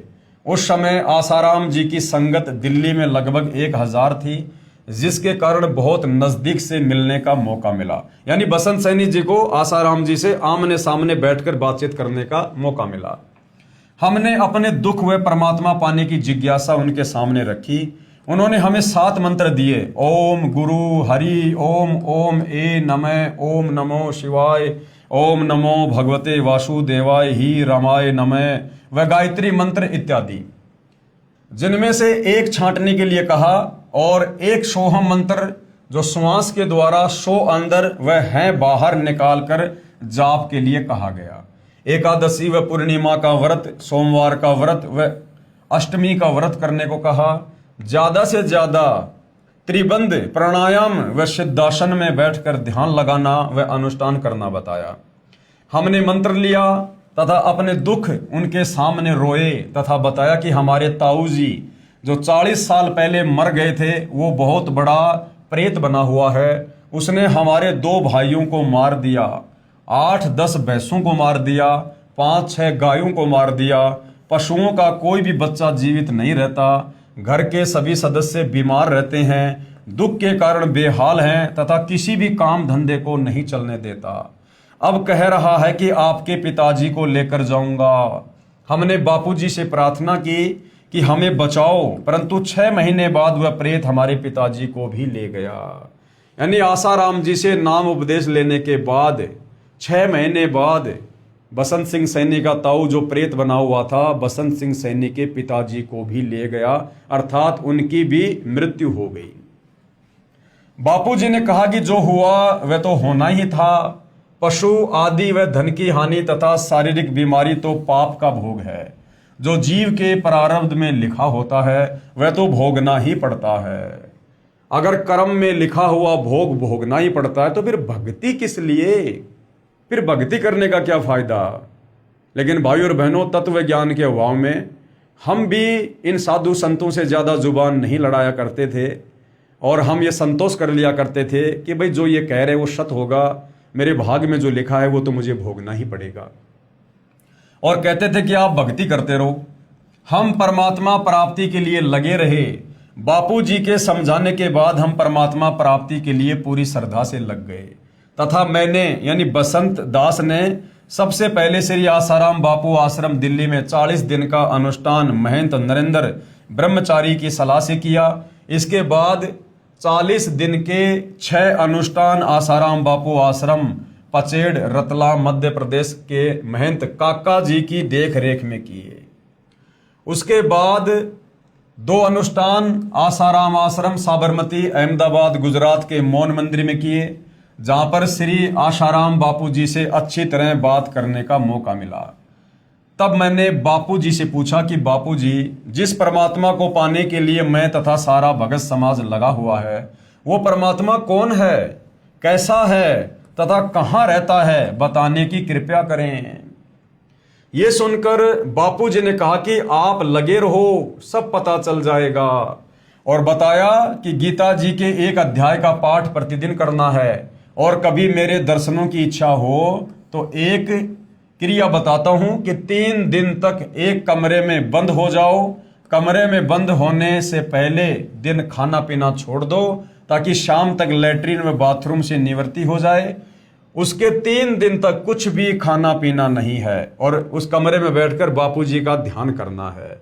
अरे भैया, दर्शन क्या, 3 दिन तक यदि आप किसी व्यक्ति के बारे में सोचोगे तो आपको रात को शौपन भी आने लगेंगे। तो ये बच्चों जैसी जो क्रिया है आसाराम जी ने बसंत सैनी जी को बताई। उसके 3 दिन तक कुछ भी नहीं खाना पीना, न बाहर निकलना है, कमरे में रहो, त्राटक करो। घर जाकर मैंने ये 3 बार किया परंतु बापूजी के दर्शन नहीं हुए। अनुष्ठान के समय जीवन मृत्यु से जूझकर बीमारी का सामना करना पड़ा परंतु फिर भी परमात्मा पाने के लिए लगा रहा, क्योंकि बसंत सिंह सैनी के सामने दूसरा कोई विकल्प नजर नहीं आ रहा था। उसके बाद क्या होता भाई और बहनों, परमात्मा कैसे अपनी आत्माओं पर दया करते हैं, रजा करते हैं। सितंबर 2000 में सतगुरु रामपाल जी महाराज का सत्संग काठमंडी रोहतक में सुना, जिन्होंने तत्व ज्ञान के आधार पर गीता जी को समझाया। उसके बाद गीता जी का पाठ करने से मन में आने लगा कि गीता जी में भगवान क्या कह रहे हैं और बापू जी क्या बता रहे हैं। जब बसंत सिंह सैनी सौभाग्य से सतगुरु रामपाल जी की शरण में आए, यानी उनके सत्संग सुनने शुरू किए, और बापू जी के कहने पर गीता जी बसंत सिंह सैनी जी पहले पढ़ाई करते थे, तो जब सतगुरु रामपाल जी ने वास्तव में गीता जी पढ़ाई कि फला अध्याय और श्लोक हमें भक्ति और भगवान के विषय में क्या कह रहा है, तब बसंत सिंह सैनी को समझ में आने लगा कि बापूजी ने हमें गीता जी से क्या पढ़ाया था और अब सतगुरु रामपाल जी हमें वास्तव में क्या समझा रहे हैं। कहीं सचमुच हम भगवान के विरुद्ध तो साधना नहीं कर रहे हैं। सतगुरु रामपाल जी के द्वारा बताए गीता जी के अनुवाद को समझा तो अंतरात्मा रोने लगी तथा बापूजी से मिलकर ये सब शंकाएं पूछनी चाहिए। मैं बापूजी के पास गीता लेकर गया तथा गीता जी को दिखाकर सब शंकाएं पूछी, परंतु बापूजी ने किसी भी शंका का समाधान नहीं किया। मैंने बापूजी से कहा कि बापूजी, आपको परमात्मा के बारे में नहीं पता तो आप भगत समाज को अपने पास क्यों उलझा रहे हो। इस पर बापूजी मेरी तरफ घूर कर बोले कि तू क्या जाने भक्ति के विषय में। मैं उठकर रोता हुआ अपने घर आ गया। परमात्मा की प्राप्ति ना होने से तथा उलझे हुए जीवन को देखते हुए तथा हट रूपी अनुष्ठान व व्रतों के करने से शरीर काफी कमजोर हो गया और मृत्यु नजदीक दिखाई देने लगी। फिर अन्य संतों जैसे राधा स्वामी पंत, धन धन सतगुरु श्री सतपाल जी महाराज, श्री बाल योगेश्वर जी महाराज, दिव्य ज्योति ब्रह्म कुमारी, निरंकारी मिशन, जय गुरुदेव मथुरा वाले आदि के पास भटका। अब भाई और बहनों, परमेश्वर अंतर्यामी होते हैं। सतगुरु रामपाल जी ने देखा कि अभी इस आत्मा का समय नहीं आया है कि अभी से इसको शरण में लिया जाए, क्योंकि अभी इसके मन में काल प्रेरणा से और बहुत सारी शंकाएं हैं। इसलिए बसंत सैनी ने सतगुरु रामपाल जी के सत्संग भी सुने, गीता जी के ज्ञान को भी समझा, परंतु वे किसी न किसी कारणवश सतगुरु रामपाल जी पर विश्वास नहीं कर पाए।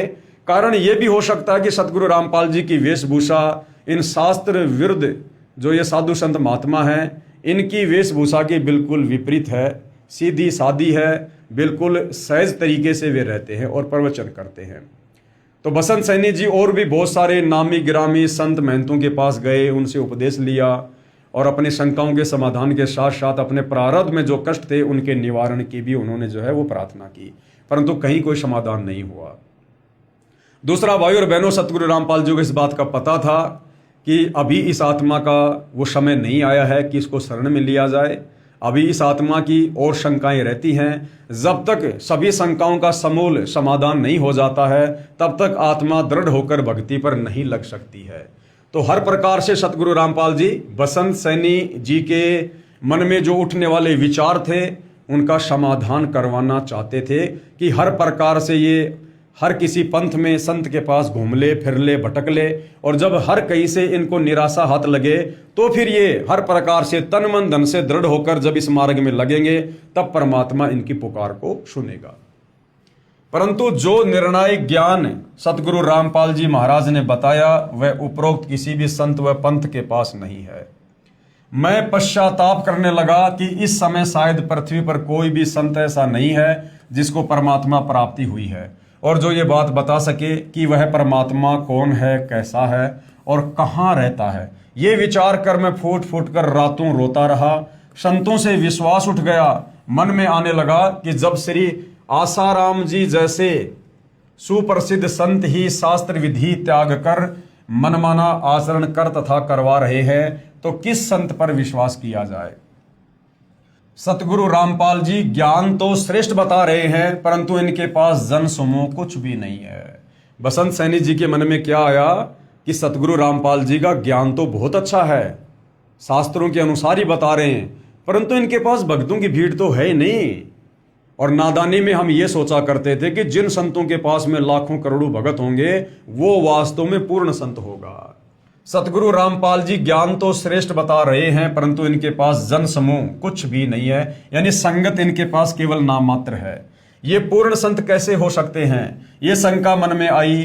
कुछ दिनों के बाद सतगुरु रामपाल जी महाराज का एक शिष्य हमारे गांव का मिला तथा मेरी कहानी सुनकर उसने मुझे फिर से परमात्मा स्वरूप पूर्ण संत सतगुरु रामपाल जी के सत्संग में दोबारा लाकर बैठा दिया। मैंने 1 घंटे का सत्संग सुना और सत्संग के बाद रोता हुआ महाराज जी से मिला। महाराज जी ने मुझे सीने से लगाकर कहा कि जिस संत के पास आप जाते हो वे शास्त्र विधि त्याग कर मनमाना आचरण कर तथा करवा रहे हैं। जैसा ये सब वे पहले से ही जानते थे कि मुझे क्या चाहिए और मेरी शंकाओं का समाधान सतगुरु रामपाल जी महाराज ने अपने चरणों में बैठाकर इस प्रकार से किया। तत्वदर्शी सतगुरु रामपाल जी महाराज ने बताया कि पवित्र गीता जी अध्याय 9 मंत्र 25 में पितर पूजना अर्थात श्राद्ध निकालना मना किया है। अन्य देवी देवताओं की पूजा करने वालों को मंद बुद्धि वाले लिखा है। गीता जी अध्याय 7 मंत्र 12 से 15 तथा 20 से 23 तक। परंतु श्री आसाराम जी श्राद्ध महिमा नामक पुस्तक में श्राद्ध निकालने की श्रेष्ठ विधि बताते हैं। संत श्री आसाराम जी के साबरमती अहमदाबाद आश्रम से प्रकाशित पत्रिका ऋषि प्रसाद अंक 135 मार्च 2004 में लिखा है कि भूत पूजने वाले तथा पितरों को पूजने वाले तथा अन्य देवी देवताओं को पूजने वाले क्या बनेंगे। पढ़िए पत्रिका के अगले अंक में। अगले अंक की पत्रिका ऋषि प्रसाद अंक 136 अप्रैल 2004 पेज नंबर 19 में लिखा था कि भूत पूजने वाले भूत लोकों को प्राप्त होंगे। यानी आसाराम जी स्वयं श्राद्ध निकलवाया करते थे और फिर गीता जी के अनुसार ज्ञान भी दिया करते थे कि भूत पूजने वाले भूत बनेंगे, पितृ पूजने वाले पितृ बनेंगे, जबकि श्राद्ध निकालने का मतलब होता है पितरों की पूजा करना। क्योंकि शास्त्र विधि अनुसार साधना ना करके हमारे पूर्वज शास्त्र विरुद्ध भक्ति करके मरने के बाद में प्रेत बने, पितृ बने, भूत बने और पीछे से हमारे ज्ञानहीन धर्म गुरुओं ने उनके श्राद्ध निकलवाने शुरू कर दिए, यानी भूत पूजा शुरू करवा दी। तो श्राद्ध निकालने वाला अपने पूर्वजों के ही पास जाएगा जिस योनि में वो पूर्वज है। तो श्री आसाराम जी ज्ञान तो बताते थे गीता जी के अनुसार और साधना करवाते थे गीता जी के विपरीत। कि भूत पूजने वाले भूत लोकों को प्राप्त होंगे तथा पितर पूजने वाले पितर लोकों को प्राप्त होंगे तथा श्री कृष्ण जी के पुजारी भगवान श्री कृष्ण जी के बैकुंठ लोक को प्राप्त होंगे। विचारें, श्री आसाराम जी द्वारा प्रकाशित श्राद्ध महिमा नामक पुस्तक में पितर पूजने की अच्छी विधि भी लिखी है कि एक श्रेष्ठ क्वालिटी के भूत कैसे बने। यानी श्राद्ध निकालने की अच्छी विधि का मतलब है कि मरने के बाद में अच्छी क्वालिटी का भगत कैसे बना जाए। कृपया सोचें, कोई व्यक्ति ये भी कह रहा हो कि कुएं में गिरने वाले मृत्यु को प्राप्त होते हैं, फिर स्वयं ही कुएं में गिरने का परामर्श भी कर रहा है तथा कह रहा है कि कुएं में गिरने की अच्छी विधि बताता हूं कि दोनों कदम उठाकर एकदम छलांग लगाओ। ये कुएं में गिरकर मरने की श्रेष्ठ विधि है। जो ऐसा नहीं करता वो दोषी है। क्या वह व्यक्ति नेक है? क्या वो साधु संत नेक है? ये भूमिका श्री आसाराम जी संत कर रहे हैं कि एक तरफ तो कह रहे हैं कि पितर व भूत पूजने वाले भूत व पितर बनकर भूत लोक व पितर लोक में जाएंगे, जहां पर वे भूखे प्यासे रहेंगे, फिर उनको श्राद्धों द्वारा तृप्त किया जाता है। एक और विचारणीय विषय है कि जब अपने माता पिता जीवित थे तो वे प्रतिदिन कम से कम 2 बार भोजन किया करते थे। अब मृत्यु के पश्चात वे श्री गीता जी के विरुद्ध साधना करके दुखदायी भूत व पितर योनि को प्राप्त कर चुके हैं। अब एक दिन के श्राद्ध से वे कैसे तृप्त हो सकते हैं? यानी जब वो धरती पर थे, जीवित थे, वो दिन में 2 बार या 3 बार खाना खाते थे, तब जाकर उनकी तृप्ति होती थी। अब भूत बनने के बाद भूत को तो और ज्यादा भूख प्यास लगती है, और हम उनका साल में 1 बार श्राद्ध निकाल रहे हैं। तो जो माता पिता जीवित रहते समय दिन में 3 बार भोजन किया करते थे, अब मरने के बाद में साल में मात्र 16 दिन या 1 दिन उनको भोजन खिलाने से उनकी तृप्ति कैसे हो सकती है? ये भी हमारे को धर्म गुरुओं ने मूर्ख ही बना रखा था। बाकी 64 दिन वो क्या खाएंगे, जिसके लिए संत व गुरुजन दोषी हैं, जो भोली भाली आत्माओं को गुमराह कर रहे हैं। शास्त्र ज्ञान से अपरिचित संत ही इस जीव को शास्त्र विधि रहित साधना करवाकर दुखदायी योनियों में डलवाते हैं। श्री आसाराम जी श्री शिव जी की उपासना का मंत्र ओम नमो शिवाय व श्री विष्णु जी का मंत्र ओम नमो भागवते वासुदेवाय बताते हैं।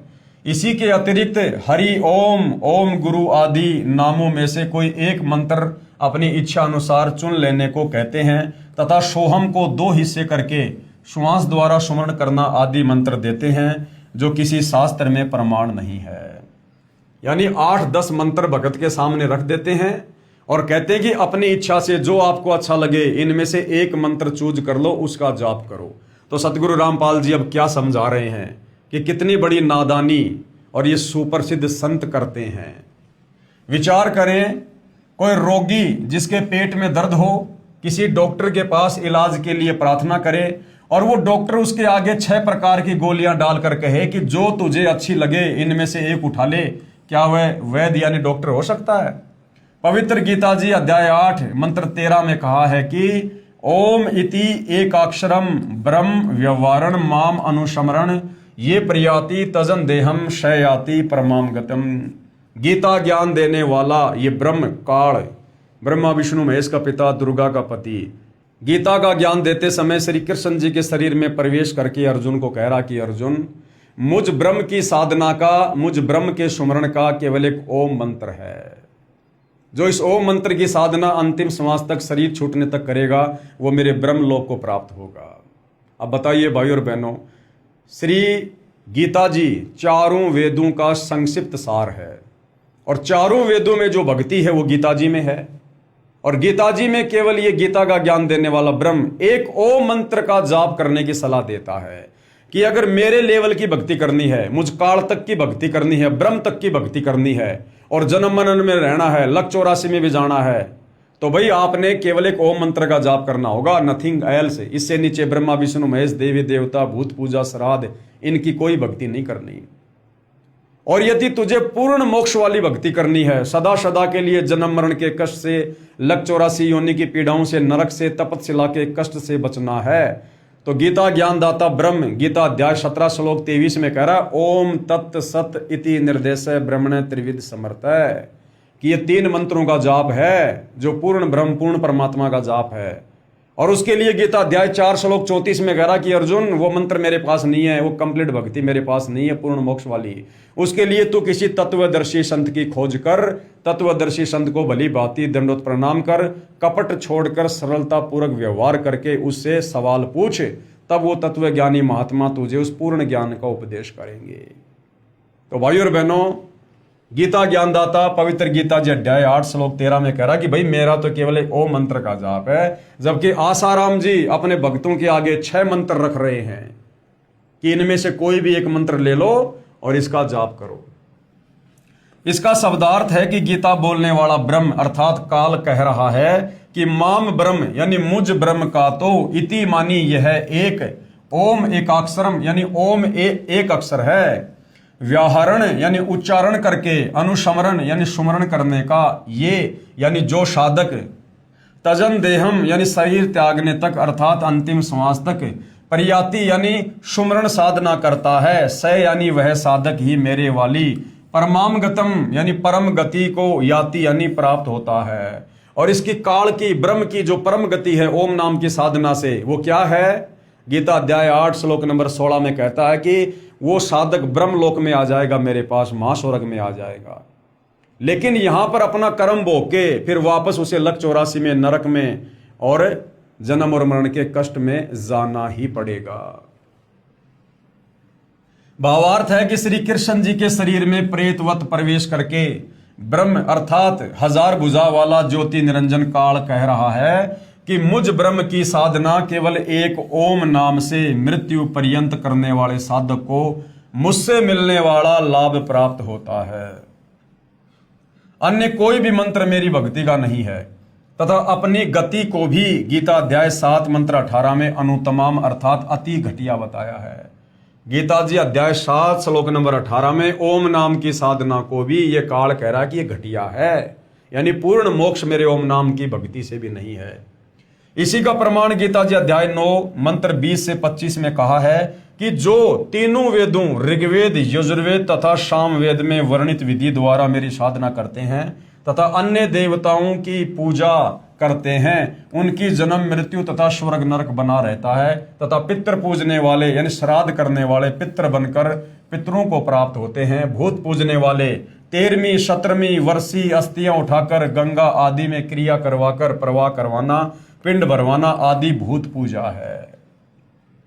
तो भाई और बहनों देख लो, तत्व ज्ञान के अभाव में सदियों से आप और हमारे ये तत्व ज्ञानहीन नादान धर्मगुरु आप और हमारे से भूत पूजा ही करवा रहे थे और हमारे पूर्वजों से शास्त्र विरुद्ध साधना करवाकर उनको भूत योनियों में डलवा दिया और पीछे से उन पूर्वजों के श्राद्ध निकलवा कर हमसे भी जो है भूत पूजा पितृ पूजा करवाई जा रही थी। भूत बनकर भूत लोक में चले जाएंगे, फिर पृथ्वी पर भी भटकते रहेंगे। ये पूजा अविधि पूर्वक यानी शास्त्रों के विरुद्ध अज्ञान पूर्वक मनमाना आचरण है। मनमाना आचरण यानी गीता जी में इस प्रकार की पूजा का, चारों वेदों में इस प्रकार की पूजा का, श्राद्ध निकालना, भूत पूजना, 13वीं 17वीं समाधि पूजना, मंदिर मस्जिद चर्च गुरुद्वारे में जाना, कावड़ लेके आना, पैदल यात्रा करना, इस प्रकार की पूजा का कहीं कोई विधान नहीं है। सीधा सीधा ये काल कह रहा कि मेरी तो एक ओम नाम की साधना है, उसको अंतिम श्वास तक जो जाप करता है वो मेरे ब्रह्मलोक में आता है और ब्रह्मलोक में ओम नाम की साधना का फल भोग कर फिर वापस वो गधा कुत्ता सुअर भी बनता है। इसलिए व्यर्थ है प्रमाण गीता अध्याय 16 श्लोक 23 और 24 में। विशेष यहां चौथे अर्थर्वेद का विवरण इसलिए नहीं है कि इसमें पूजा विधि कम तथा सृष्टि रचना अधिक है। चौथा जो वेद है अर्थर्वेद, उसमें सृष्टि रचना का ज्ञान ज्यादा है, धर्म कर्म की जानकारी कम है। इसलिए गीता अध्याय 18 श्लोक 62 में कहा है कि उस परमात्मा की शरण में जा। गीता जी अध्याय 18 श्लोक 62। गीता जी का ज्ञान कौन दे रहा है? ये ब्रह्म, ये काल, ब्रह्मा विष्णु महेश का पिता। हिंदू समाज ये मानता है कि श्री विष्णु जी रूप में श्री कृष्ण जी ने ये गीता जी का ज्ञान दिया और हिंदू समाज अपनी अज्ञानता के चलते श्री विष्णु यानी श्री कृष्ण से बड़ा किसी को भगवान नहीं मानता। तो भाई चलो आपकी बात बड़ी करते हैं। वैसे तो गीता जी का ज्ञान श्री कृष्ण जी के शरीर में प्रवेश करके और काल ने दिया है, ब्रह्म ने दिया है। यदि आप श्री कृष्ण जी मान रहे हो, श्री विष्णु जी मान रहे हो, तो भाई आपके श्री विष्णु जी अर्थात श्री कृष्ण जी तो हाथ खड़े कर रहे हैं, भक्ति को लेकर, भगवान को लेकर कि भैया मेरे बस की बात नहीं है तुम्हारा जन्म मरण का रोग काटना, तुम्हें गधा कुत्ता सूअर बनने से बचाना, नरक में जाने से तुम्हें बचाना, मेरे बस की बात नहीं है। उसके लिए खुद गीता का ज्ञान देने वाला विष्णु श्री कृष्ण ये खुद अन्य किसी और परमात्मा की शरण में जाने को अर्जुन को सलाह दे रहा है। इसलिए गीता अध्याय 18 श्लोक 62 में कहा है कि उस परमात्मा की शरण में जा, अपने से अन्य किसी और परमात्मा की शरण में जाकर भक्ति करने को अर्जुन को सलाह दे रहा है, जिससे तेरी पूर्ण मुक्ति होगी, यानी तेरा जन्म मरण का रोग समाप्त होगा, तुझे मोक्ष मिलेगा तथा परम शांति तथा शाश्वत स्थान अर्थात सतलोक को प्राप्त होगा, जिस सतलोक को हम छोड़कर आए थे। तथा गीता अध्याय 15 श्लोक 4 में कहा है कि तत्वदर्शी संत मिलने पर उसके बताए अनुसार शास्त्र विधि अनुसार साधना करनी चाहिए। गीता अध्याय 4 श्लोक 34 में अर्जुन को गीता ज्ञान देने वाला सलाह दे रहा है कि भैया मेरे पास में भक्ति का कंप्लीट कोर्स नहीं है, ना मुझे ज्ञान है पूरी सृष्टि का, ना पूरे अध्यात्म का। इसके लिए तो किसी तत्वदर्शी संत की खोज कर ले, और जब तुझे वो तत्वदर्शी संत मिल जाए, उसके बाद गीता अध्याय 15 श्लोक नंबर 4 में क्या कहा है कि उसके बाद यानी तत्वदर्शी संत मिलने पर उसके बताए अनुसार शास्त्र विधि अनुसार साधना करनी चाहिए, फिर उस परम पद परमेश्वर की खोज करनी चाहिए, जहां जाने के पश्चात यानी सतलोक जाने के पश्चात साधक यानी भगत का कभी जन्म मृत्यु नहीं होता, यानी वापस इस 21 ब्रह्मांड में वो नहीं आता और यहां गधा कुत्ता सुअर नहीं बनता, अर्थात अनादि मोक्ष प्राप्त हो जाता है, सदा सदा के लिए वो मुक्त हो जाता है। गीता बोलने वाला काल अर्थात क्षर पुरुष ब्रह्म कह रहा है कि मैं भी उसी आदि पुरुष परमेश्वर की शरण में हूं, क्योंकि भाई और बहनों सतलोक से आने के बाद आप और हम सभी आत्माओं को तो भूल पड़ गई। आप और हमारे तो बहुत सारे जन्म और मृत्यु हो चुके हैं, हमारी याददाश्त इस काल ने डिलीट करवा दी है जीव संज्ञा में लाकर, परंतु ये जो दुर्गा और काल है इन दोनों की याददाश्त बरकरार है। इसलिए गीता का ज्ञान देते समय ये गीता ज्ञान देता काल ब्रह्म क्या कह रहा है कि अर्जुन मैं भी उसी परमात्मा की शरण में हूं और तू भी उसी की शरण में जा, और उसकी शरण प्राप्त करने के लिए किसी तत्वदर्शी संत की खोज कर। तो भाई और बहनों आज वह तत्वदर्शी संत इस धरती पर सतगुरु रामपाल जी हैं। ये आप और हमारा परम सौभाग्य है, जब ऐसे ऐसे कष्ट भोग रही और आत्माओं के कष्टों को सतगुरु रामपाल जी ने मात्र उपदेश देकर शत भक्ति दान देकर उस कर्म के दंड को समाप्त कर दिया, तो ये परमेश्वर क्या नहीं कर सकते। प्रारब्ध में लिखे कर्मों को ये ब्रह्मा विष्णु महेश दुर्गा, कोई देवी देवता, कोई जंत्र मंत्र तंत्र या खुद ये काल ब्रह्म भी नहीं काट सकता है। केवल तत्वदर्शी संत ही प्रारब्ध के कर्मों को समाप्त कर सकता है, कर्म दंड को समाप्त कर सकता है, तीन ताप के कष्ट को समाप्त कर सकता है, क्योंकि तत्वदर्शी संत की भूमिका खुद कबीर परमात्मा ही निभाते हैं और परमात्मा सब कुछ करने में सक्षम है। सतगुरु रामपाल जी महाराज ने बताया कि अन्य सभी संत कहते हैं कि पाप का भोग तो प्रारब्ध में लिखा होने के कारण जीव को भोगना ही पड़ेगा, भक्ति करते रहना चाहिए, आने वाला दूसरा जीवन सुखमय हो जाएगा। तो उसके लिए सतगुरु रामपाल जी क्या उदाहरण दे रहे हैं, कृपया विचार करें। किसी के पैर में कांटा लगा हो जिस कारण से उसे बहुत पीड़ा हो रही हो, यानी किसी के भाग्य में प्रारब्ध के कारण दुख है, पीड़ाएं है, और उस कांटे के कष्ट के निवारण के लिए किसी से प्रार्थना करें और उस दुख निवारण के लिए हम किसी साधु संत महात्मा के पास जाएं, तो उत्तर मिले कि कांटा तो लगा रहने दे, जूता पहन ले, भविष्य में कांटा नहीं लगेगा।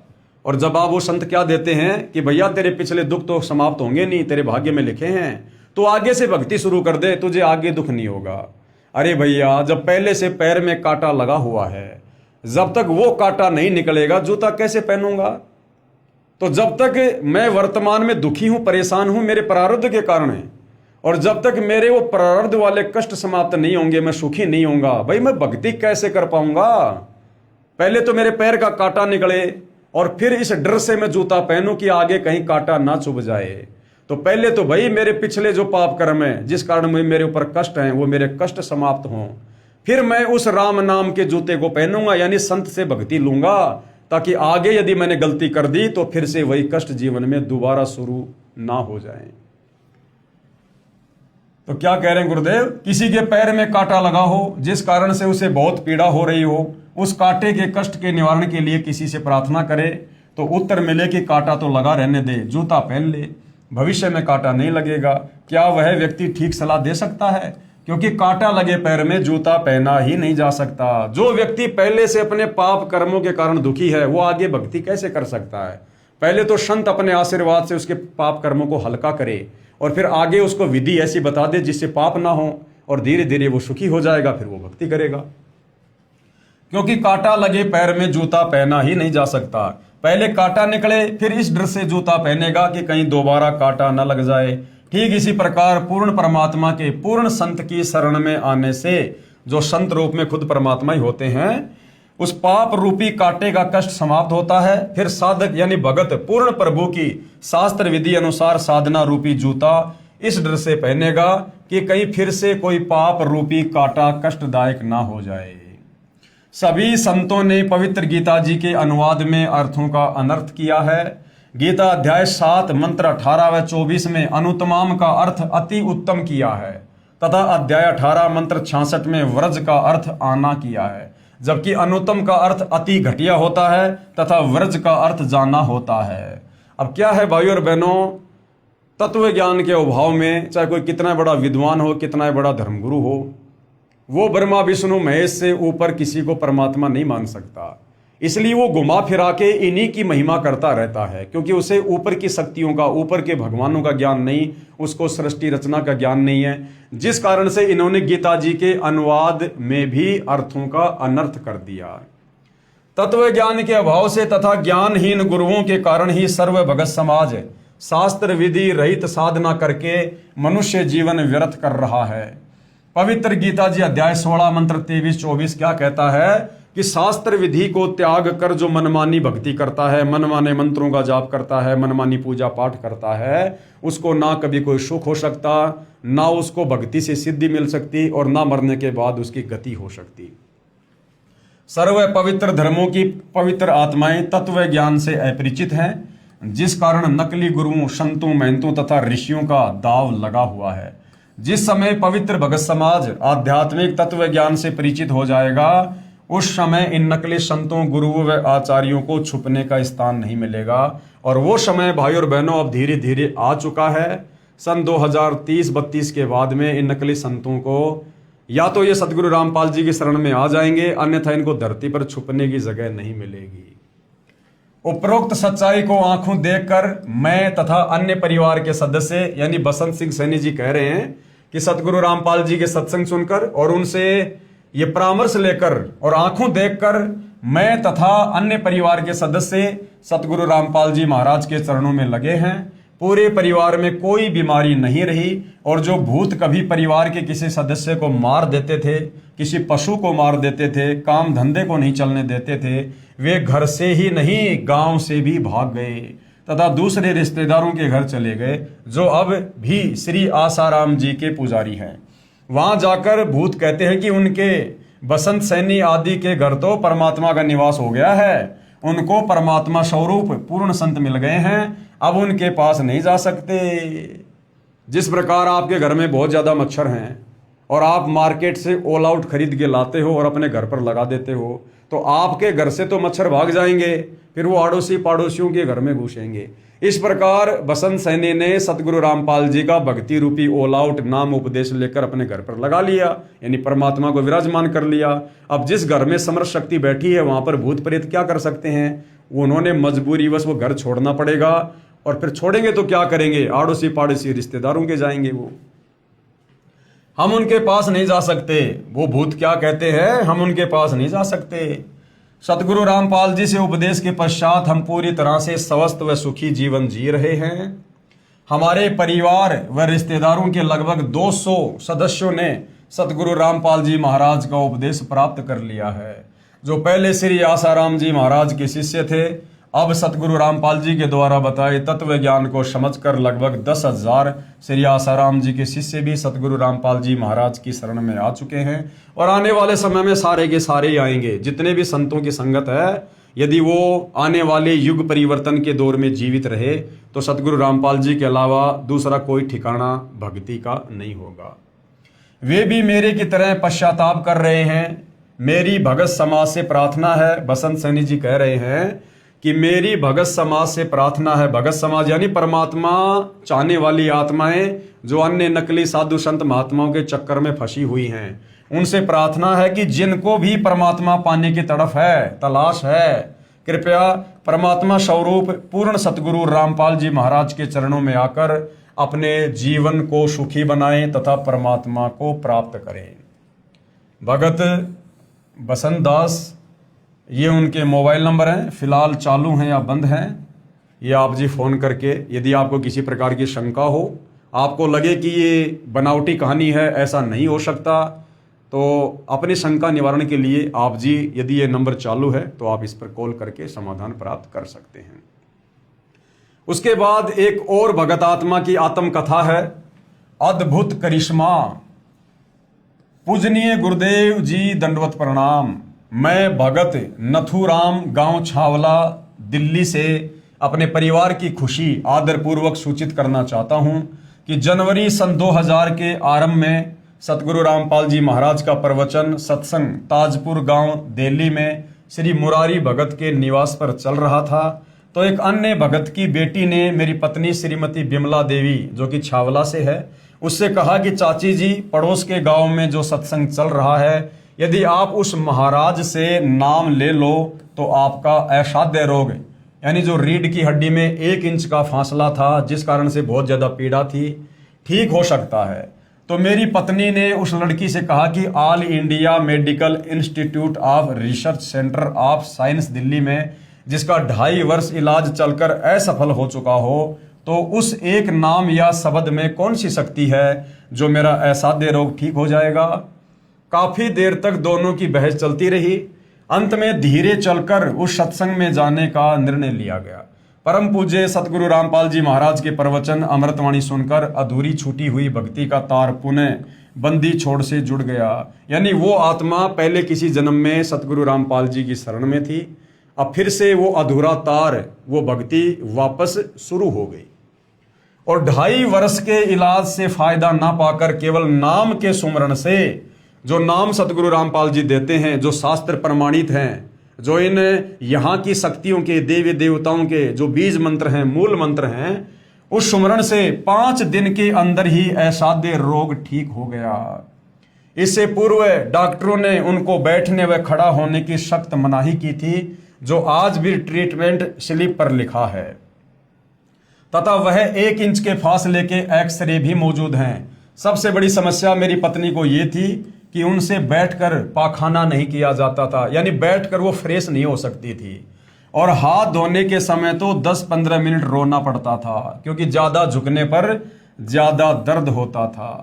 अब वह परम पूजनीय सतगुरु रामपाल जी महाराज जी के आशीर्वाद से 50 किलो के गट्ठर वजन अपने आप उठा सकती है और पूर्ण स्वस्थ है। मेरी सर्व पाठकों से प्रार्थना है कि परमेश्वर तुल्य, यानी साक्षात परमेश्वर ही सतगुरु रामपाल जी महाराज, जो कबीर देव, कबीर परमेश्वर जी के पूर्ण कृपया पात्र है, यानी स्वयं ही परमात्मा धरती पर संत रूप में प्रकट हैं, उनसे शीघ्रातिशीघ्र मुफ्त में नाम प्राप्त करके सपरिवार कल्याण करवाएं तथा पूर्ण मोक्ष तथा सतलोक की प्राप्ति करें।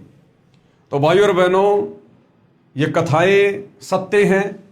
ये उन भगत आत्माओं की आत्म कथा है। ये उनके दिल की गहराई से, उनके मुख से निकले शब्द हैं, जो सतगुरु रामपाल जी से उपदेश प्राप्त करके, लाभ प्राप्त करके, और जो उन्होंने अपने अनुभव आप जियों के सामने व्यक्त किए हैं। और ये आपको इसलिए सुनाए जाते हैं कि आप लोगों को विश्वास हो कि वास्तव में जो परमात्मा कर सकता है वो विज्ञान नहीं कर सकती।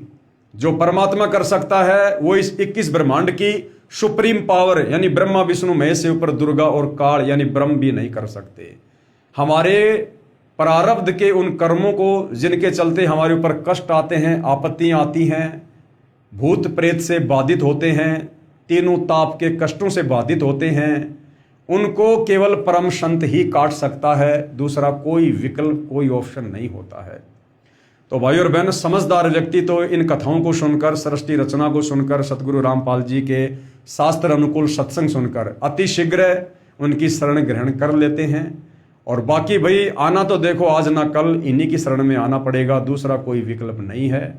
आने वाले समय में ये तुम्हारी विज्ञान भी फेल होने वाली है, ये तुम्हारे डॉक्टर भी फेल होने वाले हैं, इनका ट्रीटमेंट भी फेल होने वाला है, क्योंकि डॉक्टर केवल शरीर के रोगों का इलाज कर सकता है, परंतु वर्तमान में जो शरीर पर रोग लग रहे हैं, जो असाध्य बीमारियां लोगों को हो रही हैं, ये उनके कर्मों के चलते हो रही हैं, उनके प्रारब्ध के कर्मों के कारण हैं। तो प्रारब्ध के कर्मों के चलते शरीर पर जो कष्ट आ रहे हैं उसको डॉक्टर नहीं बल्कि आध्यात्मिक डॉक्टर यानी पूर्ण संत ही काट सकता है, अपनी भक्ति से, अपने आशीर्वाद से। दूसरा कोई तरीका नहीं है।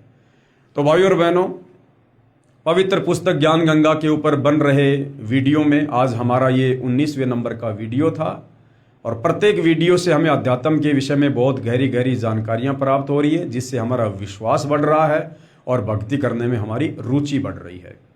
इसी प्रकार हम आगे बढ़ते रहेंगे, परमेश्वर की महिमा करते रहेंगे। आप भाई बहनों को जो भक्ति और भगवान से कोसों दूर बैठे हैं, आप तक ये संदेशा पहुंचाते रहेंगे। तो आज के वीडियो में केवल इतना ही। कल परमेश्वर के आशीर्वाद से आपकी सेवा में फिर हाजिर होंगे। तब तक पूज्य गुरुदेव भगवान हम सबको आशीर्वाद दे, आज्ञा दे, सद्बुद्धि दे, हमारा मार्गदर्शन करें। बंदी छोड़ सतगुरु रामपाल जी परमेश्वर जी की जय हो।